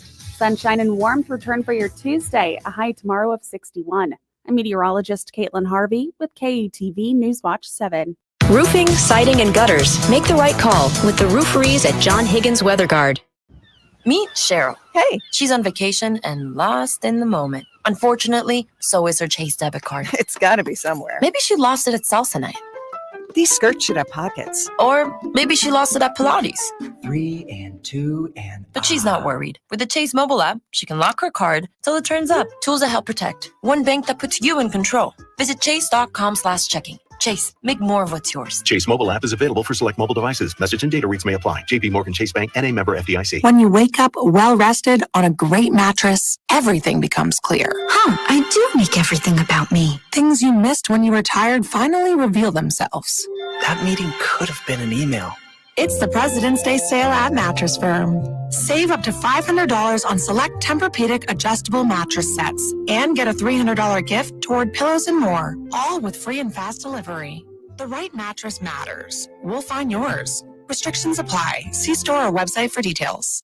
Thursday, February 22nd is your last chance to see Omaha Maverick men's basketball as they gear up for the conference tournament. Join the Maverick men for senior night as they take on Oral Roberts. This is always a classic matchup. Plus, with just 4 home games left, your Omaha Maverick hockey team takes on Colorado College in a top 20 matchup on Friday and Saturday night. Let's pack the Baxter. Get your tickets now by calling the box office at 402-554-MAVS or by going to omavs.com/ticks. The world's largest sports book in Las Vegas is available right at your fingertips in Iowa. The Circa Sports Iowa app is sports betting the way it should be. Bet anywhere in Iowa and experience high betting limits, tight money line splits, and exceptional customer service. Download your new bookie today. Visit circasports.com and start betting like a pro from anywhere in Iowa. If you or someone you know may have a problem with gambling, call 1-800-238-7633. Prescriptions require an online consultation with a healthcare provider who will determine if appropriate. Restrictions apply. See website for details and important safety information. Subscription required. Price varies based on product and subscription plan. If you're having problems in the bedroom, talking about it is the last thing you want to do. Same goes for hair loss, anxiety, or even depression. That's where HIMS comes in. Through HIMS, you don't have to talk about it. You can do something about it. Just go to hims.com/start, where you can find a variety of potential solutions for the problems men face every day and save up to 95% on generic alternatives. The entire process is 100% online, making it incredibly simple, straightforward, and above all, private. If prescribed, treatments made using clinically proven ingredients are shipped directly to your door in low-key packaging. So if you're experiencing ED, hair loss, anxiety, or problems with your general health, you don't have to go to the doctor or the pharmacy or spend all day talking about it. Just go to hims.com/start and do something about it. Get started today at hims.com/start. That's HIMS.com/START. The Zone Hotline is powered by 42 Degrees. The Source. By your mom's house. Equitable Bank. We take banking personally. EquitableOnline.com. Let's get back to the Connor Happer Show on 1620 The Zone. Here comes the clown. President's Day women's college basketball, UConn had a big third quarter and leads Creighton 65-46. Ended that quarter on a 27-5 run. Yeah, they won the quarter 27-10. In general, Paige Beckers has 22, pacing the Huskies. The Jays are 6 of 28 from 3. That will not do it. In order to go up a level and beat a team like that, if you're Creighton on the women's side, you're going to have to probably knock down 10, 15 of those suckers. 21% won't do it. Unfortunately. 21% won't do it. Still got to find a way to crack that code. Yeah. That Yukon code. Yeah, I don't know the codes. I don't know if the code's that hard today. I mean, they've turned it over 12 times and they haven't shot anything from 3 from what they normally do. So that's kind of your deal. Like if they want to get in front, they're probably not going to do it on the defensive side. You know what I mean? Yeah. Like they're just a little kind of out personneled. So you'll have to really be who you are and kind of go up a level in order to do it. So it looks like the Creighton women are going to go down this afternoon. Let's go to Nebraska, who checked another box, took care of Penn State over the weekend. Josh, any comment? No, I'm watching. I'm waiting. They're 18-8. They're 18-8. Okay. What? 18-8 is good. 18-8 is good. Yeah, it'd be a shame if don't. If you had nothing to show for it at the end of the year. 5 games left of the regular season. Jake Diebler is a pumpkin. You're gonna beat Ohio State on the road. Indiana stinks. You beat them on Wednesday. That's 20. They'll get the road snake off their back, and they'll beat 2 of Minnesota, Rutgers, and Michigan. Now, what was our agreement? What do I have to do? What does Nebraska have to do for me to dress up like Harry Potter? Make the NCAA tournament, right? Is that it? Okay. We'll have to go back and check the tapes on that one, but I think you might be right. Make the NCAA tournament. Yeah, that feels like I a think, pretty good borderline. I feel like that's going to happen. They won by 19 following a 20-point win at home a week prior. It was kind of, it was a little rusty in the first half for them, but ultimately that's kind of what I wanted to see. I wanted to see them just be better than the teams they're better than, right? They were just better than Penn State, which is good. Just a couple comments on the game first before we get to some stat research that I did.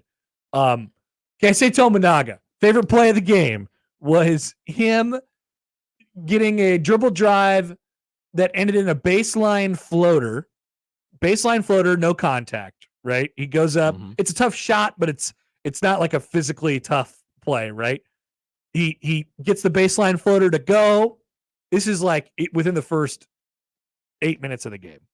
And then he turns around after he makes it to go back on defense, finds the nearest Penn State player he could possibly find, a guy who was not in on the play whatsoever, looks at him and does the too little, puts his arm down to the ground, does the too little. And then the guy who he did it to was like, what is going on? Why are you looking at me right now? And then they went back and played defense. Hilarious. Great stuff. All-time stuff from Keisei Tominaga. Wildly entertaining. Yeah, it's really quite the ride. All right, so Schaefer asked this question out loud on Twitter over the weekend, and he was curious about like sort of the margin of victory this year.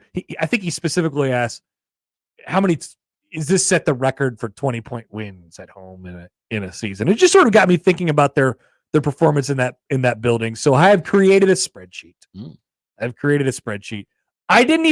I felt like it would be too embarrassing for me to tweet this out. All right. I didn't feel like anybody would click on it. I didn't feel like it'd be but I'll give you the Cliff Notes. All right. I'm going to sift through this stuff for you. In case you were wondering, Nebraska all time at Pinnacle Bank Arena is 116-66. That's good. It is good. They were 15-1 the year they went to the NCAA tournament, the first year it opened. And they were 16-1 in 17-18, and they're already 16-1 this year. They were undefeated in conference in 17-18, 9-0 at home. They were 8-1 the year they went to the tournament in 13-14. They are already 8-0 this year. So they have a chance to kind of this has the opportunity to be the high water mark in terms of this building this year. And if you've noticed, they're crushing teams. And it's not just like non-con, let's beat Appalachian State Tech by 44. No, I mean, their average margin of victory the year they went to the NCAA tournament at home was, so they outscored teams by 71 over the span of 16 home games that year, for an average margin of more than 11 points. They beat teams at home by average of 11. In 17-18, the other year we're talking about, just under 11. Took care of business at home. That was the year they went undefeated in conference at home. They only lost one game at home the entire year. This year, and this is through 8 conference home games and 17 regular home games, total home games, they have outscored opponents by 232 points at home, and that is including the 29-point loss to Creighton. 106 points in conference. And so they're beating conference teams. Their average margin of victory in conference at home is more than 13 points. Wow. I mean, say what you want about the Big Ten, and I know there was a lot of conversation about the Big Ten and the Big East this weekend, and those people were just, fighting each other consistently because they occupy the same space on maps. And I'd be happy to engage in that conversation, but say what you want about the Big Ten and the state of it right now. Beating teams, even at home, by an average of 13 points a game over 8 games, I mean, that's pretty good. It doesn't matter who and by the way, it was a good game for most of it. They beat Purdue by 15.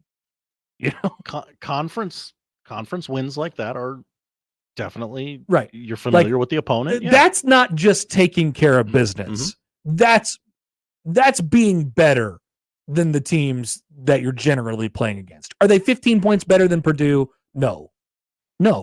But they were that night. And at home, you take the wins that you can get. Wisconsin sliding off the face of the earth. It took overtime to beat them, but they have not just taken care of business. They have asserted dominance over the majority of teams. And that, there wasn't anything obscene in the non-con. They beat Lindenwood by 32. Oh, yeah. Each one of these teams, with the exception of the 2 early Fred Hoiberg teams, have these. Right? Remember when Fred Hoiberg got here and then they immediately lost to UC Riverside by 20 on their first game? People like to forget that. And it does seem like a long time ago. It does seem like a long time ago. Inauspicious debut. But they beat at home. They beat Michigan State by 7, Indiana by 16, Purdue by 16, Northwestern by 6, Ohio State by 14, Wisconsin by 8. That was in overtime. Michigan by 20 and Penn State by 19. They've crushed at home. And that's not just home court advantage, giving them enough energy to propel them to 1-point wins, right? They're showing that they're better than these teams.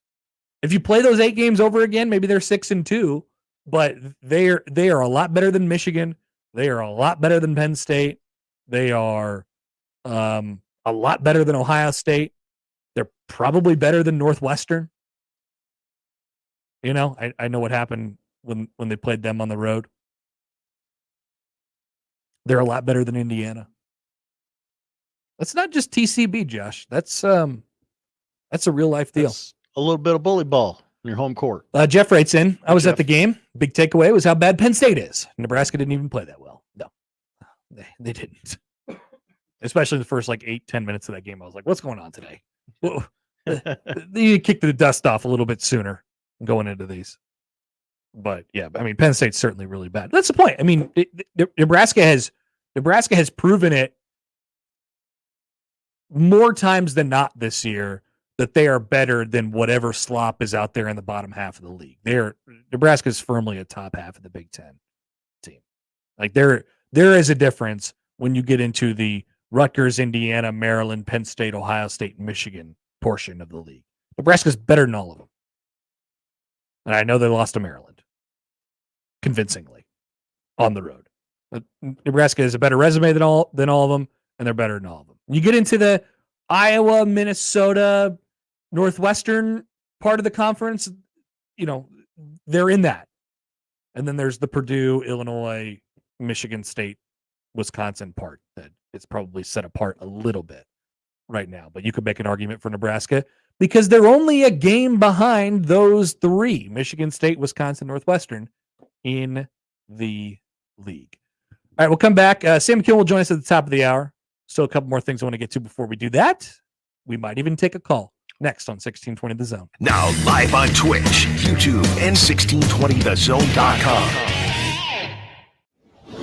Do you know a high school senior who'd like a $12,000 college scholarship? Be sure to tell them that the Salvation Army is now seeking nominations for the DJ's Hero Award scholarships. We're looking for Nebraska high school seniors who have overcome adversity and who are doing the most good in their communities. The application deadline is Wednesday, March 13th, so nominate your hero today. Just go to djshero.org for more information. That's djshero.org. Creighton Sports Update. It's a Big East showdown. Top-rated UConn comes to Omaha tomorrow to take on your Creighton Blue Jays men's basketball team. Tip-off is set for 7:30 p.m. at the CHI Health Center, Omaha. Fans are encouraged to color coordinate for the Stripe Out event. For information, to purchase tickets, or to follow along on all things Creighton, visit gocreighton.com. 1620 The Zone proudly supports Creighton Athletics. You can find pizza anywhere. But when you want pizza pie, piled high with more toppings, that's when you come to my place, Godfather's Pizza. For a limited time, get your hands on 2 of my large one-topping pizzas.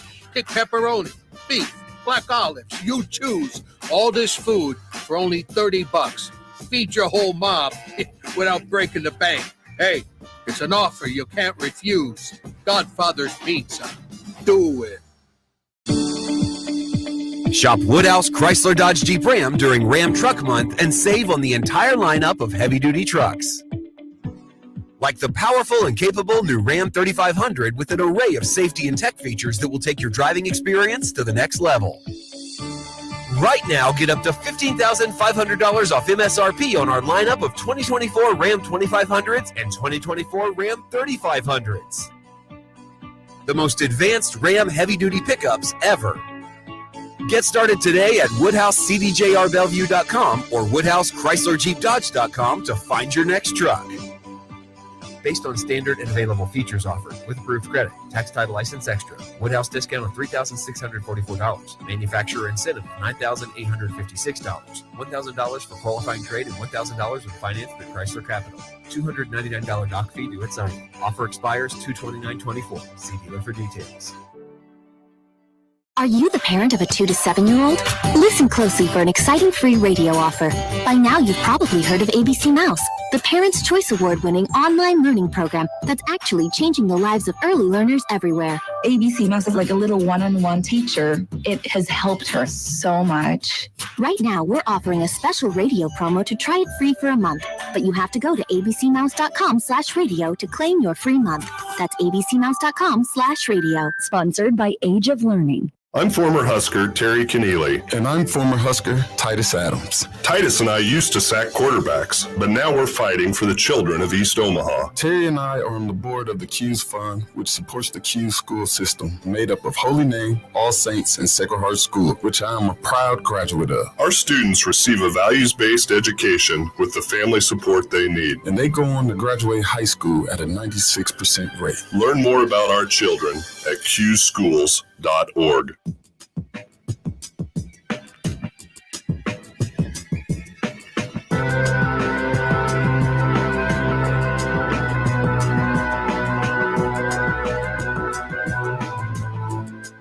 Final score in Hartford, UConn 73, Creighton 53. And that's how the cookie crumbles, Josh. No further context UConn clinched a share of the Big East title. Jays 1 out of their final 10, no field goals in the final 406. Shot 31% from the field and 20% from 3. Got a little sideways on them in the third quarter after it was tied after the first and the second quarter. Now this is the Blue Jay Overtime Show, right? Yeah. Yeah, go ahead. Give us a call. 402-951-1620. Did you see the takes over the weekend about the Big East and the Big Ten people yelling at each other? I have not seen this discourse. By the way, how do I get the recognition? Like, how do I turn into the guy who just is enter conference here honk? You know? Yeah. There's guys who just get to be representatives of each of the conferences, and then they just get to be honks for those conferences. You got to put in the work. I mean, that you got to be unclaimed honk for like 6 years before you can even consider That's true. adding honk to your title. Some of these people are delusional. Maybe I have to be more delusional than I already am. Well, maybe. People That's already probably a faster road, yeah. People already think I'm delusional for for thinking I could fly a plane, but I guess I'm not delusional enough. How does it feel that being like the one take of yours that people have not and will not forget? It's a little concerning. Okay. It's like none of your many correct takes about Yeah. Husker football, Creighton basketball, like none of those takes ever get remembered by anyone. But I do think it's a bit of a misrepresentation. yeah, because they also are like, oh, you couldn't land that jumbo jet. Never said I could. So there's this Big Ten guy, Ant. His name is Ant Wright. Yeah, I'm sure you've seen his tweets out there. I don't even know what he does, but he is a Big Ten honk. Yeah, what does anyone do? And the Big Ten honks have. Oh, I know that font. The Big Ten honks have come to realize that the easiest thing to do in the entire world is trigger Big East honks and Big East people. And the easiest way to do it is by referring to the conference as a mid-major conference. It's the easiest thing you could do. Okay. It's the most low-hanging fruit that you could possibly get in the world. Be a fan of a Big Ten school and call the Big East a mid-major conference. It's done. Your mentions are trash cans. It's all over at that point. And so what Mr. Ant decided to do over the weekend was say this: Big Ten, top to bottom, too talented. UConn gets to feast on DePaul. Purdue has to play bad teams who have recent tournament success. Then, of course, the Big East people get in the mentions, and then he doubles down. This is all following the script so far. Yeah. He says UConn is great, but the Big East is just the A10 with a better TV contract. Oh. No. And then people are like, yeah, that's people are like, wait a minute, what are you doing? And then, somebody said the new Big East has 3 titles since they did realignment in 2014. The Big Ten hasn't won one since 2000, and they get bullied in every single tournament. And he's at a crossroads. He's like, all right, what do I do? Well, he's not going to let it go. No, that's right, Josh. You go all the way at this point. At this point, he breaks out the phrase "big least." That's desperation. He's checking every box. Big least gets gifted high seeds and easy routes to the natty. That's how he finishes it off. I'm totally willing to have the conversation which conference is better. And for the record, I do think it's the Big East. This is not the year to argue that if you're the Big Ten, right? Yeah, I do think it's the Big East. But it's the conversation gets so convoluted because we're valuing different things. It's like, oh yeah, UConn won the national championship last year and they're probably the best team in the country right now. Does that automatically, like, it definitely raises the tide of all of the teams below it in the league because they get the great fortune of playing and getting wrecked by UConn twice, because that does positive things for your metrics, as we've previously discussed in the show and some people are triggered about. Higher ceiling, lower floor in the Big East, right? higher ceiling. Oh, I mean, yeah. You in a conference where you have the best team and the worst team. You don't understand how bad DePaul is, guys. You did some research this morning before the show. Ed. DePaul is going to end up being the worst high major basketball team any of us have ever seen in our lives. And Oregon State went 3-28 2 years ago. And DePaul will be 100 spots worse than them? Is that what you determined? According to my little KenPom. Your little KenPom thingy says DePaul will be 100 spots worse than a 3-28 Oregon State team. You don't get how difficult it is to be. You don't know ball. If you don't understand how difficult it is to be a high major team who is rated in the 300s on KenPom, DePaul is currently accomplishing that feat because you're boosted just from osmosis. You're boosted by the fact that everybody around you is at least okay. Mm-hmm. And so you're like, it's there haven't been many high major teams ranked below 200 on KenPom ever. There haven't been many. It's hard. It doesn't happen very often. DePaul's going to be 300, lower than 300. You don't know how bad that team is. So yes, it's a much wider spread in the league. But like if you're matching up top 6 versus top 6 or top 7 versus top 7 or something like that, let's just do this little exercise real quick before we get to Sam. All right, so Big Ten versus Big East. How would you feel about Purdue against UConn? I would like to watch it. I would like UConn. I would, but I would also like to watch it. But I would like UConn. Yeah, Purdue's just dropped some really puzzling games. How do you feel about Illinois and Marquette? Ooh, that could be spicy. That could be little border war action. Both flawed teams, but good, probably second weekend teams. Yeah,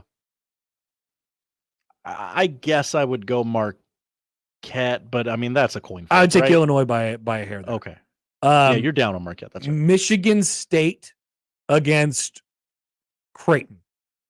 Again, would love to see that. Yeah. Both second weekend teams, probably. Right? Ooh. What month is it? What month is it's the Izzo. game being played? It's Izzo. Oh, unfortunately. Yeah. I got to go Michigan State there. January, February, Izzo. I'm sure you've heard. That's true. He has a whole March. He has a whole month named after him. Let's go Wisconsin. And this is where it gets a little fishy for the Big East, right? Yeah. Let's go Wisconsin. You're going to go Seton Hall here, right? Against, Seton Hall. Seton Hall's the answer.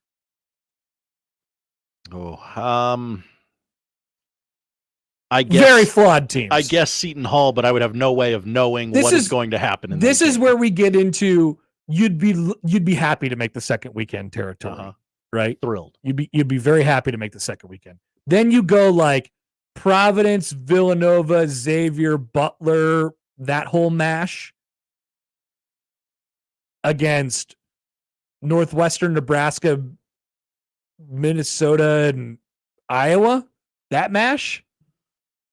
Some real sick stuff in there. I think I like the Big East, and those are all bubble teams. Every single one of the teams I just mentioned is a bubble team, except for probably Villanova. They stink. They don't stink, but they're not going to make the tournament. They're not going to make the tournament. I'd probably go advantage of the Big East. So I think like the meat, like if the meat of the sandwich is the best team, right? Mm-hmm. The meat is probably goes to the Big East. If the bread, the second most important part of the sandwich, I'm just making this up. If the second most important part of the sandwich is the bread, which is like the next tier, then the Big Ten gets the bread. Congratulations to the Big Ten, you get the bread. But if the lettuce and the tomatoes and the onions and the pickles and the relish, if that's the rest of it, NCAA tournament teams, then it's still the Big East sandwich. This is a Big East sandwich, not a Big Ten sandwich. What a great analogy. That was a horrible analogy. I've never done a worse analogy, I don't think. Sam McKewon's next on 1620 The Zone. The Connor Happer Show. Follow us on Twitter @Happer Show for all the latest news and views. We may even say something interesting once in a while. Unlikely. Really, guys? Live from the Host Coffee Studio, this is 1620 The Zone.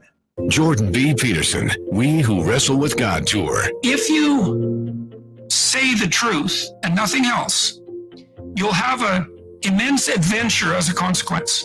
You won't know what's going to happen to you, but the truth will reveal the world the way it's intended to be revealed, and the consequence for you will be that you'll have the adventure of your life. Jordan B. Peterson, live at CHI Health Center, February 22nd. Get tickets now at Ticketmaster.com.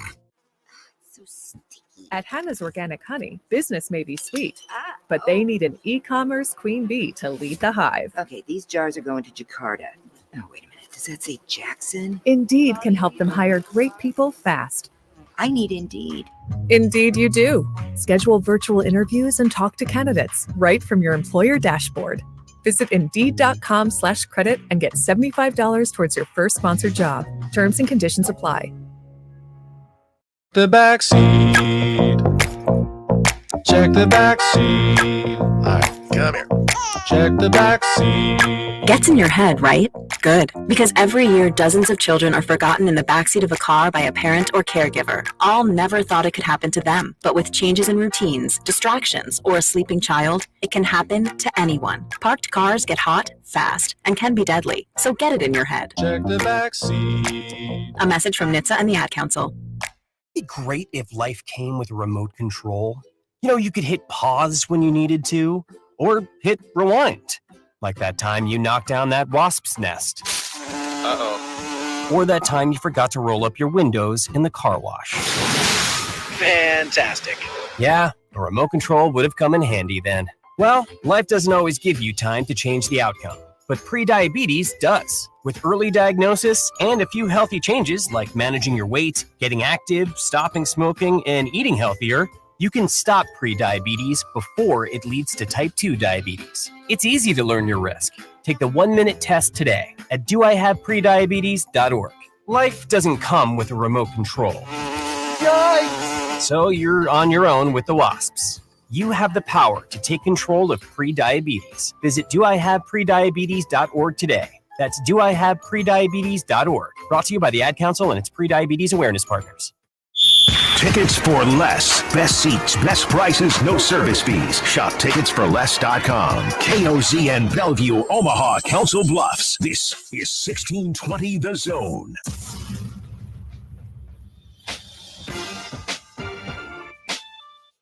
Welcome back. We're the Connor Happer Show here on 1620 The Zone and on 1620thezone.com. Connor Happer, Josh Hodson with you. And we're joined on the 42 Degrees of Source hotline by Sam McKewon from the Omaha World Herald. Sam, good afternoon. How are you? I'm good. How are you doing? Good. Which take one conference and leave the other, the Big Ten and the Big East in basketball?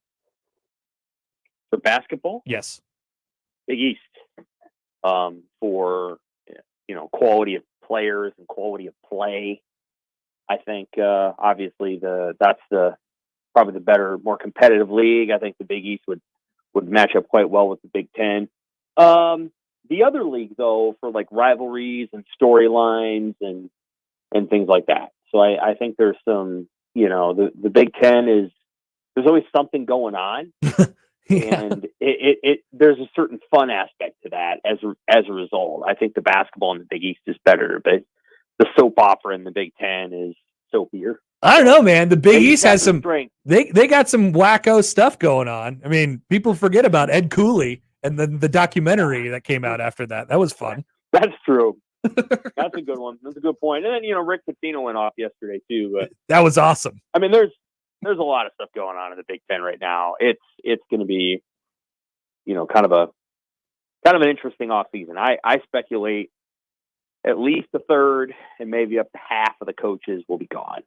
I think you're going to see a massive turnover in coaching in the league. So we'll see how it all shakes out. Hey, let me ask you about. So you mentioned the Pitino thing, and I sort of turn it into a bigger picture deal. Rick Pitino came in and he cleared out his entire roster, and he got new players, much like Fred Hoiberg did in his first year. Although I think Fred was probably a little bit less like, "Hey, it's time for you to leave." I think he wanted Roby probably to come back, and that didn't end up happening. But we've seen this happen a couple times where the coaches, they start fresh and they start over, and by the end of the first year, almost every time, whether it's basketball and football, they're like, "Yeah, I kind of regret that." That's kind of what's happened, and how it's gone for some of these guys in their first trip.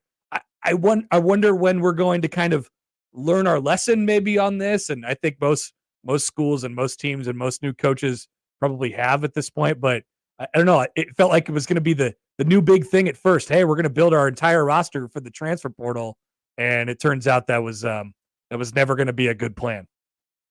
Do you happen to know who put together St. John's roster this year? Yeah, the director of NIL. He had some history here, Matt Abdelmassi. Yeah. So super cool. That guy should feel great about his job after yesterday's rant. We recruited the wrong guys. I'll tell you what. Same thing happened here. Same and exact thing. Matt's a nice guy. I like him, but yeah, the players that they had here were not the right players for Fred Hoiberg. It's not that it wasn't so much the transfer thing.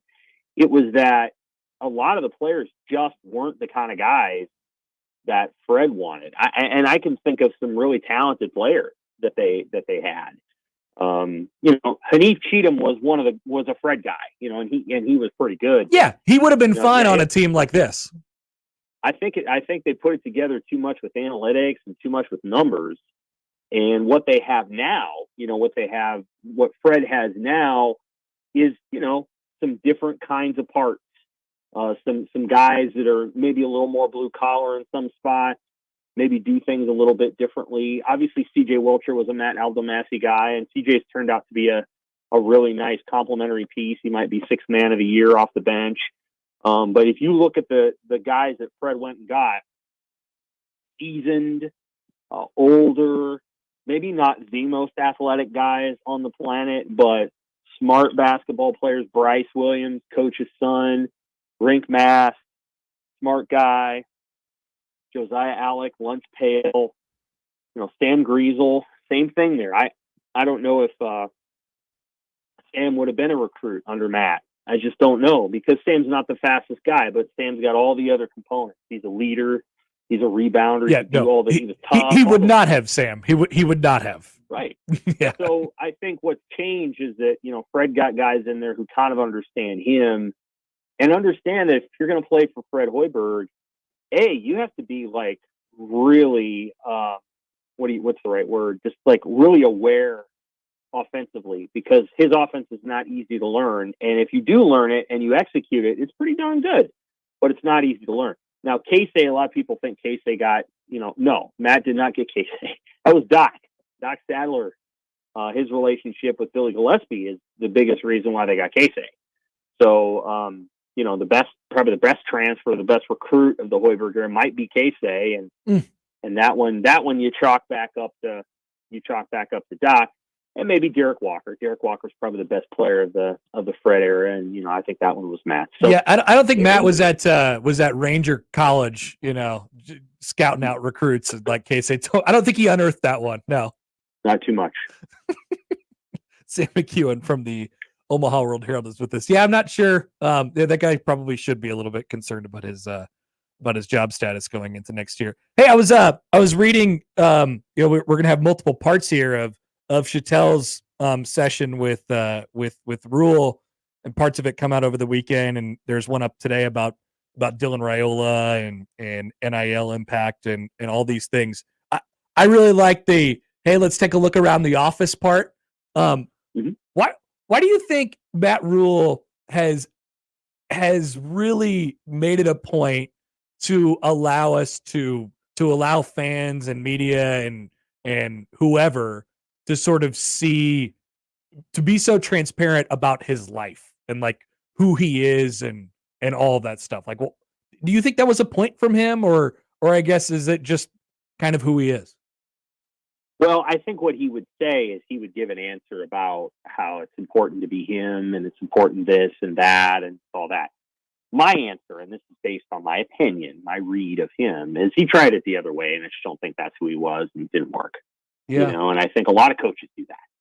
I think a lot of coaches are like, I'm going to go into this thing and I'm going to be stoic, and I'm going to be a little unknowable, and I'm going to be a little beyond, you know, and there was a generation of coach where I think that worked for him.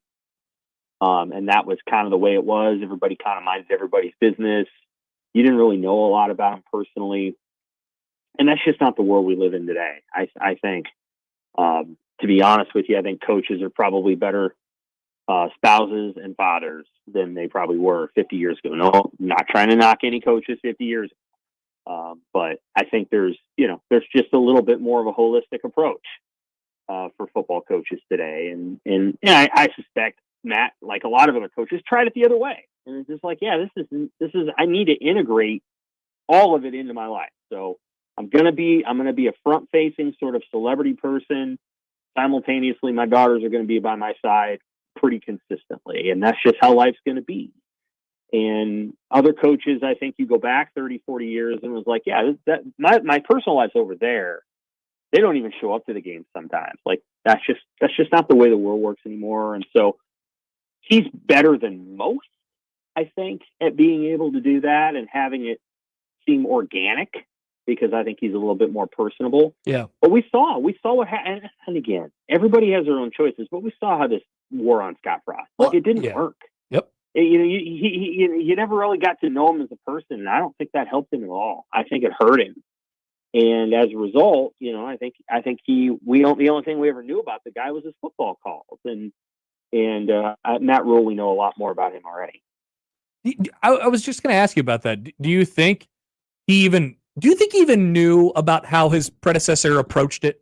I mean, or do you think he was, told off the bat, like, hey, this is kind of how that went? Because I felt like this was how Rule was going to approach it, kind of all along. But obviously, like you just said, his predecessor was sort of hurt by the idea that he was going to be closed off to all this stuff. Yeah, I mean, even if he had been told, I think that would have been, he still would have been himself. That wouldn't have changed anything. I think he still would have been, the same guy, and approach things the same way. But yeah, I'm sure he was informed. Hey, it didn't go so well for the previous guy here. Yeah, I wonder if he saw that and was like, yeah, maybe this is a good way to do it. But I think to a certain extent, I mean, it's kind of just all him. Football wise, you wrote a little bit in your rewind about Matt Rule and their success with kids out of the Miami area. And once again, to tie it back to the previous staff, they had success in getting those guys, but maybe not so much success in keeping those guys and having them produce. What's the key for that to happen this time around with this group of players from whether it's Florida or Miami or, I mean, really anywhere? I guess what's the key to it? I think you have to immerse them a little bit in your culture and get them doing hard things and being busy all the time. And in that perpetual busyness, there's a space that's created for, not being tied back to where you are. I think a lot of what happens today, especially with athletes that come from other places, is it's just hard to leave home. It's hard to leave home because you get that phone in your pocket and you have home in your pocket at all times. And when you're trying to start something in college away from home, you feel like my job is to try to be two people at once. And it used to be when a guy left Miami or LA or New Orleans, they left. I mean, they left and they were in a completely different world, at Nebraska, and maybe they called home once a week on the dorm phone or whatever, but that's what happened. Now you basically are tied to the world all the time. And I think I think that's the thing that's challenging for athletes that come from other places, because they're constantly being reminded of things that are going on at home that they can't control or want to be a part of, but really can't. And so that you never have that sort of sever, that emotional sever. It's not as complete. And so you have to try to immerse people in the experience here, so that every third day it's not, well, here's what's going on here, and how can I be involved over the phone? And I don't know. There's a lot of things with phone culture that I don't think that we as just American people have gotten our arms around, and we'll probably get our arms around in the next 10 years. And I honestly don't think our culture will be very similar to phones as they are right now, once we understand everything that's going on. But I think that's been part of the challenge is, that's part of it. And the phone, the phones reduce your, attention span and all these other things too. So. Hey, Sam, I'm an idiot. I feel really bad. That was your rewind from like a month ago. So that's okay. Yeah. Well, I wanted to ask about something. Phil Simpson to Florida State. So That's true. Yeah. It's relatable because now they got to find another guy to go down there. See, I mean, part of the reason they were able to get those guys up here from Miami is because they had a guy that was from Miami who would be like, yeah, I'm here. I'm here for you. And that's something they'll have to, if they want to continue to recruit that area, they're going to have to rediscover that and have that, so on and so forth. I'm just saying a guy not named Sam McKewon might have been like, hey, thanks for reading. I appreciate it. But this is like old news by now. So I appreciate you trying to not throw me under the bus like Rick Pitino to his players, but don't worry. I'm here to throw myself under the bus. I got you. Okay. That's good. All right. Well, hey, it all works to me. All right, Sam. Talk to you later. Thanks. Take care. Bye. Sam McKewon from the Omaha World Herald. I was trying to ask our lovely beat reporters. Nobody would have ever known about. I know, but year of transparency. No, that's not true. That's not true. Somebody would have thought this is weird. What's he talking about? It's not topical whatsoever. Somebody would have thought something, and so I figured I'd come clean with it. And I'd love to ask our lovely beat reporters about stuff that they're writing about. Mm-hmm. And so I saw Sam's pinned tweet, and it was sitting right there at the top. And I figured, let's click on this. I hadn't even seen this yet. I hadn't read it. So I skimmed through it and I was like, okay, that's a question. It is from January 28th. Oh, cool. So it's all Sam's fault. Got it. No. It's not what I'm saying. But he didn't do a rewind this weekend, unless I'm missing it somewhere. And Chattel had wrote his thing. So there's my explanation. I'm just coming clean. Year of transparency. Wow. Like you said. Amazing. Also, one thing that we didn't mention that I didn't really know how to approach. There is a little bit of interesting news, I suppose, today out of Nebraska, or Nebraska related items. So remember the situation going on 2 years ago now, from the Nebraska women's basketball team, where an assistant coach of theirs, Chuck Love, was placed on administrative leave, and then he later resigned, and a player, Ashley Scoggin, was removed from the team at that same time. And people drew inferences and thought these are related, and they were. And then it kind of just, floated off into the dust, into the mist.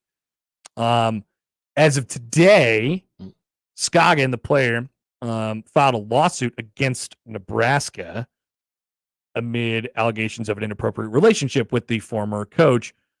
This is from the suit. It arises from a professional coach initiating a sexual relationship with a student athlete on his team, and from the response of the University of Nebraska and its athletic leadership to the confirmation of that relationship, the lawsuit read. There's some other stuff in here.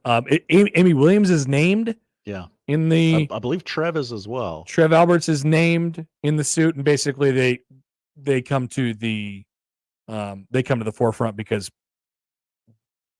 they shoulder, under their watch. Exactly. Allegedly. They would shoulder a burden of the responsibility for that's why they're mentioned in the suit, at least from Scoggin's point of view and her lawyer's point of view. So we'll see what comes of all that.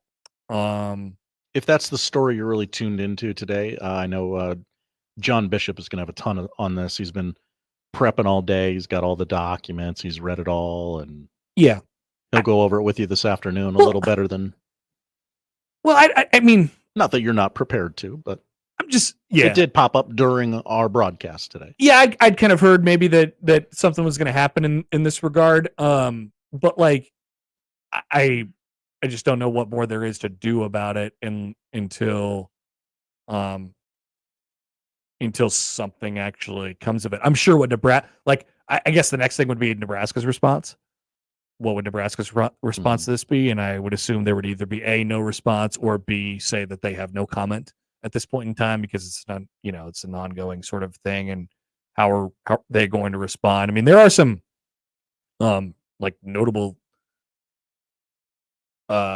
allegations, I guess, in here from Ashley Scoggin, the former player at Nebraska, who was recruited to Nebraska by Chuck Love. This is what one of the claims is.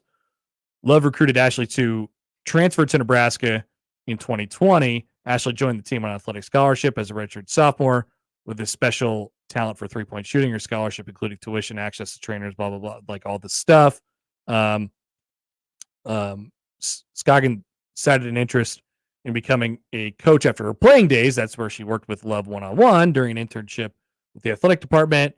And then it claimed that Scoggin was, quote, groomed into a secret sexual relationship.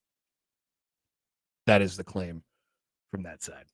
All right, we'll take a quick timeout. Yeah, they'll have more on that in the afternoon show as well. We'll be back. We still have a couple more things to clean up before we ultimately get out of here on the Connor Happer Show on 1620 The Zone. The Connor Happer Show. Who's pitching tonight? You Darvish, having a great year. The Connor Happer Show. I know about that guy. On 1620 The Zone. What a mess. Mornings with Sharp and Handley. If you're Iowa women's basketball, you got Caitlin Clark, gives you hope. Over the weekend, Nebraska softball had their fan day. They had lines everywhere. Yes. Jordy Ball gives you hope. All you need is somebody that gives you hope. Maybe Nebraska football has found that guy that gives you hope every time you show up to play a game. Michael Jordan gives you hope. You know that you got a chance, even if you have your worst night, you're going to have a chance to win a game. Mornings with Sharp and Handley. Weekdays 6 to 10 on 1620 The Zone. Your Omaha area forecast from the Godfather's Pizza Weather Center and KETV Newswatch 7 on 1620 The Zone. Mostly sunny to partly cloudy skies for your Monday, President's Day afternoon, with temperatures today into the mid, even upper 50s for many. Winds will stay a bit breezy at times out of the south, up to 15 to 25 miles an hour before calming tonight. Mostly clear skies tonight will give way to chilly temperatures by your Tuesday morning. A low in Omaha of 26 degrees, more sunshine, lower 60s on tap for your Tuesday. I'm meteorologist Caitlin Harvey with KUTV Newswatch 7. It's the most time-honored tradition to start the weekend, grabbing a cold one from a local Nebraska brewery. Let's be real here. It's cold outside, and you don't want to drink the same boring beer as those Hawkeye fans. Drink Nebraska brewed beer, cider, or seltzers instead. Each week, we're putting the spotlight on a unique Nebraska brewery with One Beer Friday. Share your brew on social media with the hashtag One Beer Friday, and you'll be entered to win a $25 gift card to a local Nebraska brewery. Nebraska is the good life with great beer. Click nebraska.beer to learn more. So sticky. At Hannah's Organic Honey, business may be sweet, but they need an e-commerce queen bee to lead the hive. Okay, these jars are going to Jakarta. Oh, wait a minute. Does that say Jackson? Indeed can help them hire great people fast. I need Indeed. Indeed you do. Schedule virtual interviews and talk to candidates right from your employer dashboard. Visit Indeed.com/credit and get $75 towards your first sponsored job. Terms and conditions apply. Thanks for calling Discover. This is Gabby. Hey, Gabby. It's Jennifer Coolidge. Hi. I'm so glad I reached you at 2 a.m. Oh, of course. Anyone with a Discover card can call and talk to a real person 24/7. Now, how can I help? Yeah, I used my Discover card to buy these yellow pleather pajamas, and I'm just not sure I'm pulling them off. 24/7 U.S.-based customer service. It pays to Discover. Limitations apply. Learn more at discover.com/credit card. This year, Dell Technologies wants to help you do amazing things with their best tech. For a limited time only, save on select next-gen PCs like the XPS 13 Plus, powered by Intel Core processors, and more. Plus, curate your dream setup with great deals on select monitors, mice, and more must-have electronics and accessories. When you shop online at Dell.com/deals, you'll have access to leading-edge technology to match your forward-thinking spirit and free shipping on everything. Again, that's Dell.com/deals. Thursday, February 22nd is your last chance to see Omaha Maverick men's basketball as they gear up for the conference tournament. Join the Maverick men for senior night as they take on Oral Roberts. This is always a classic matchup. Plus, with just 4 home games left, your Omaha Maverick hockey team takes on Colorado College in a top 20 matchup on Friday and Saturday night. Let's pack the Baxter. Get your tickets now by calling the box office at 402-554-MAVS or by going to omavs.com/ticks. And now another no-brainer money-saving tip from Progressive. That doesn't sound good. The paper shredder's jammed, but I think I fixed it. Oh, well, try shredding these $50 bills then. Seems like it's working. Better try another $400. Stop. Instead of using money, use regular paper. And here's a better tip from Progressive on how not to waste money. Don't pay too much for car insurance. Drivers who switch and save could save hundreds. Progressive Casualty Insurance Company and Affiliates. Potential savings will vary. Not available in all states. College basketball's biggest tournament is coming, and it's time to start betting like a pro with the world's largest sports book right at your fingertips. Circa Sports Iowa. It's sports betting the way it should be. High betting limits, tight money line splits, exceptional customer service, and more. Fund and bet like a pro anywhere, anytime. It's never been easier. Download your new bookie before all of the March action at circasports.com. If you or someone you know may have a problem with gambling, call 1-800-238-7633.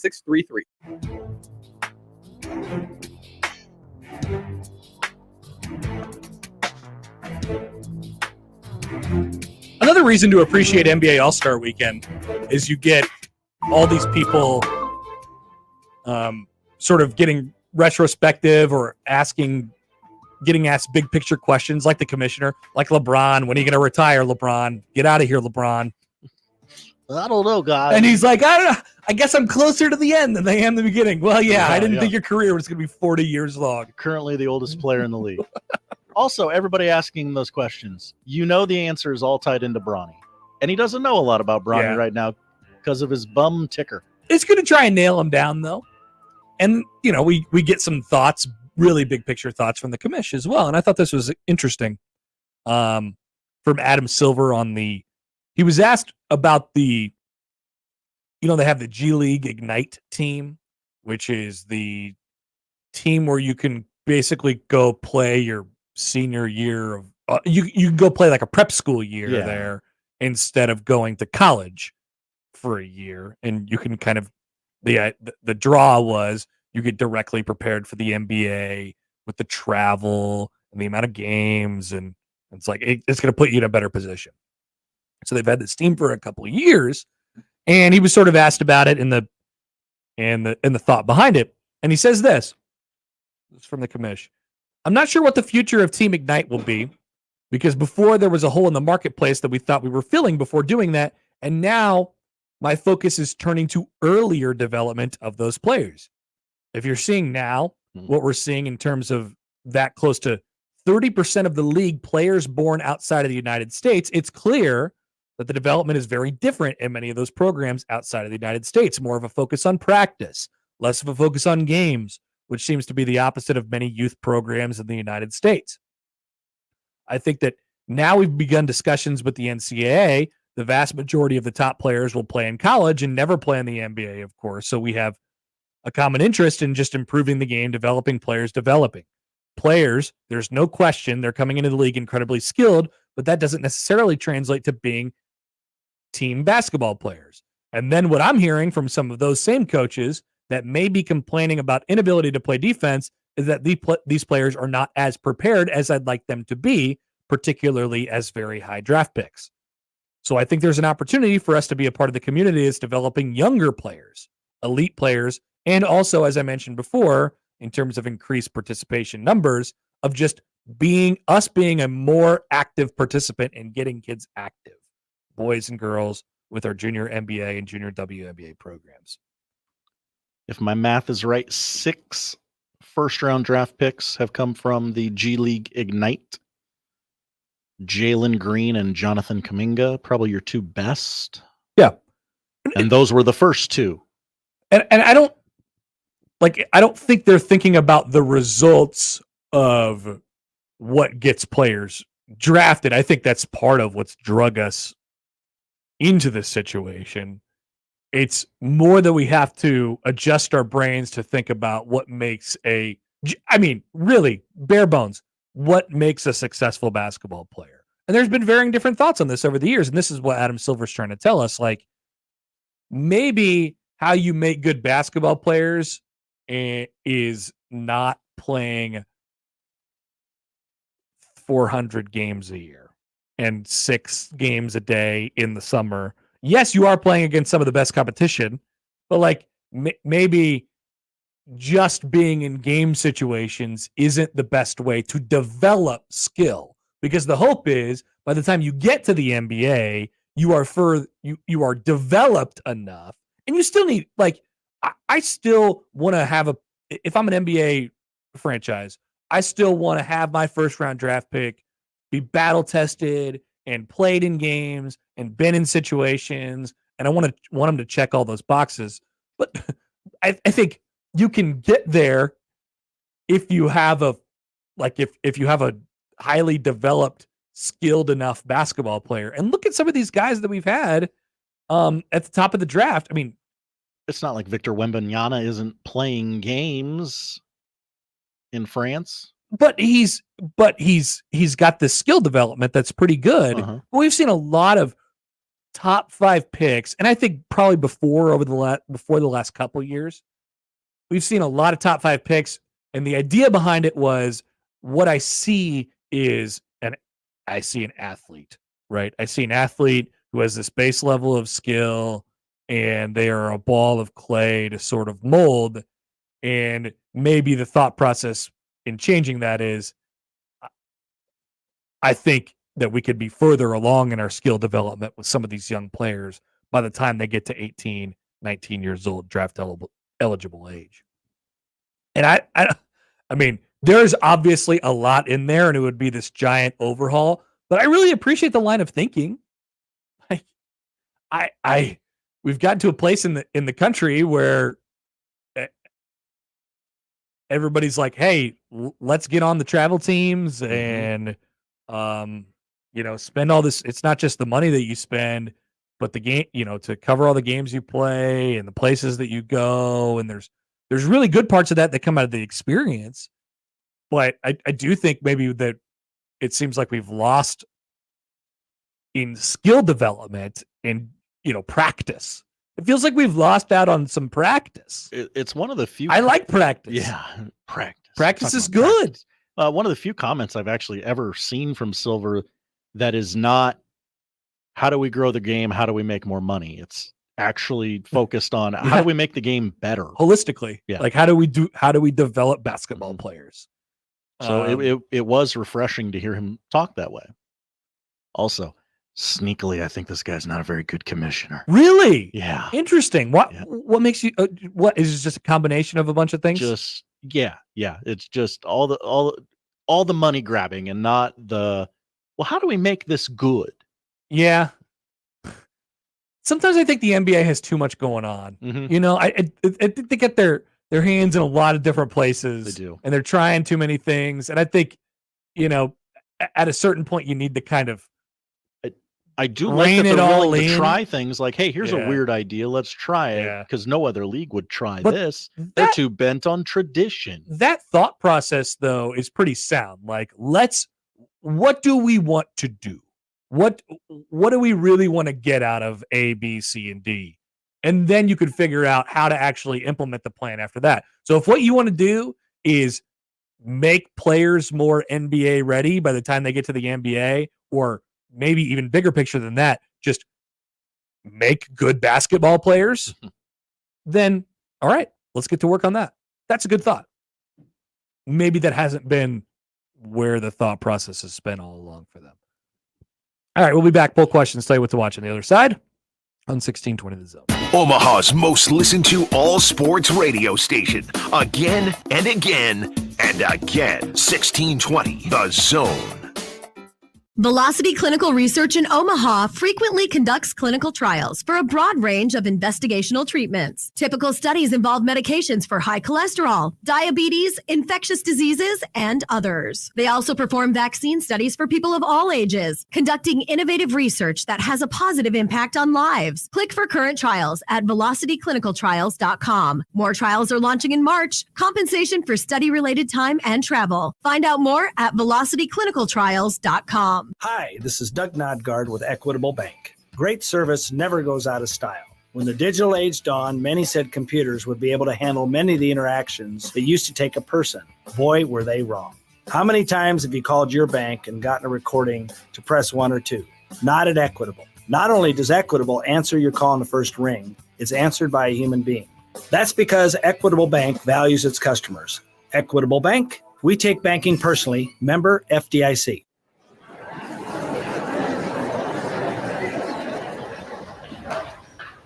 Where do my friends and other students find their voice? We find our voice through the performing arts, along with millions of other high school students. By expressing yourself in a role on stage, through an instrument, or at the debate podium, the performing arts give us freedom to find ourselves, to find our place.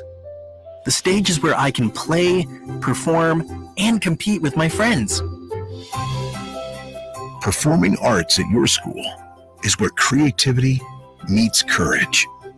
Encourage the students in your life to find their voice through the performing arts. This message presented by the NFHS, where we encourage all students to play, perform, and compete together.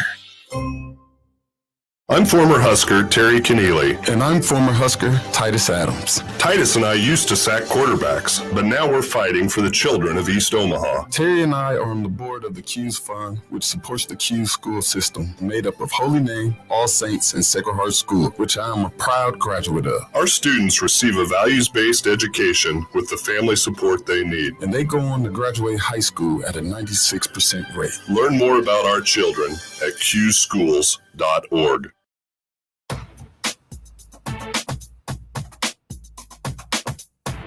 All right, poll questions at Happer Show on the JTech Construction Zone Twitter feed. Had a couple of them for you today.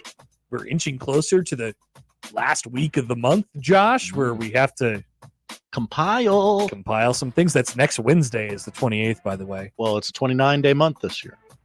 Oh, yeah. Oh, who did we learn that is only 5 years old last night in the NBA? Oh, yeah. I forget who. So, they pulled up the graphic and they were like, fun fact about this NBA player, he's only 5. He's only 5. Because his birthday is the 29th of February. You keep checking on that one. I'm working on it. Yeah, we'll get to the bottom of it. Poll questions. Tyrese Halliburton. It was Halliburton. I was going to say that, and then I didn't go for it. There's only been 4 players in the NBA born on Leap Day. Look at that. At Happer Show, do we trust our eyeballs enough? No, we're too reliant on little Ken Poms and stuff like that. Rings. 63% say no. Is everything disappointing now? Morbid question. No, not at all. Not everything. So no.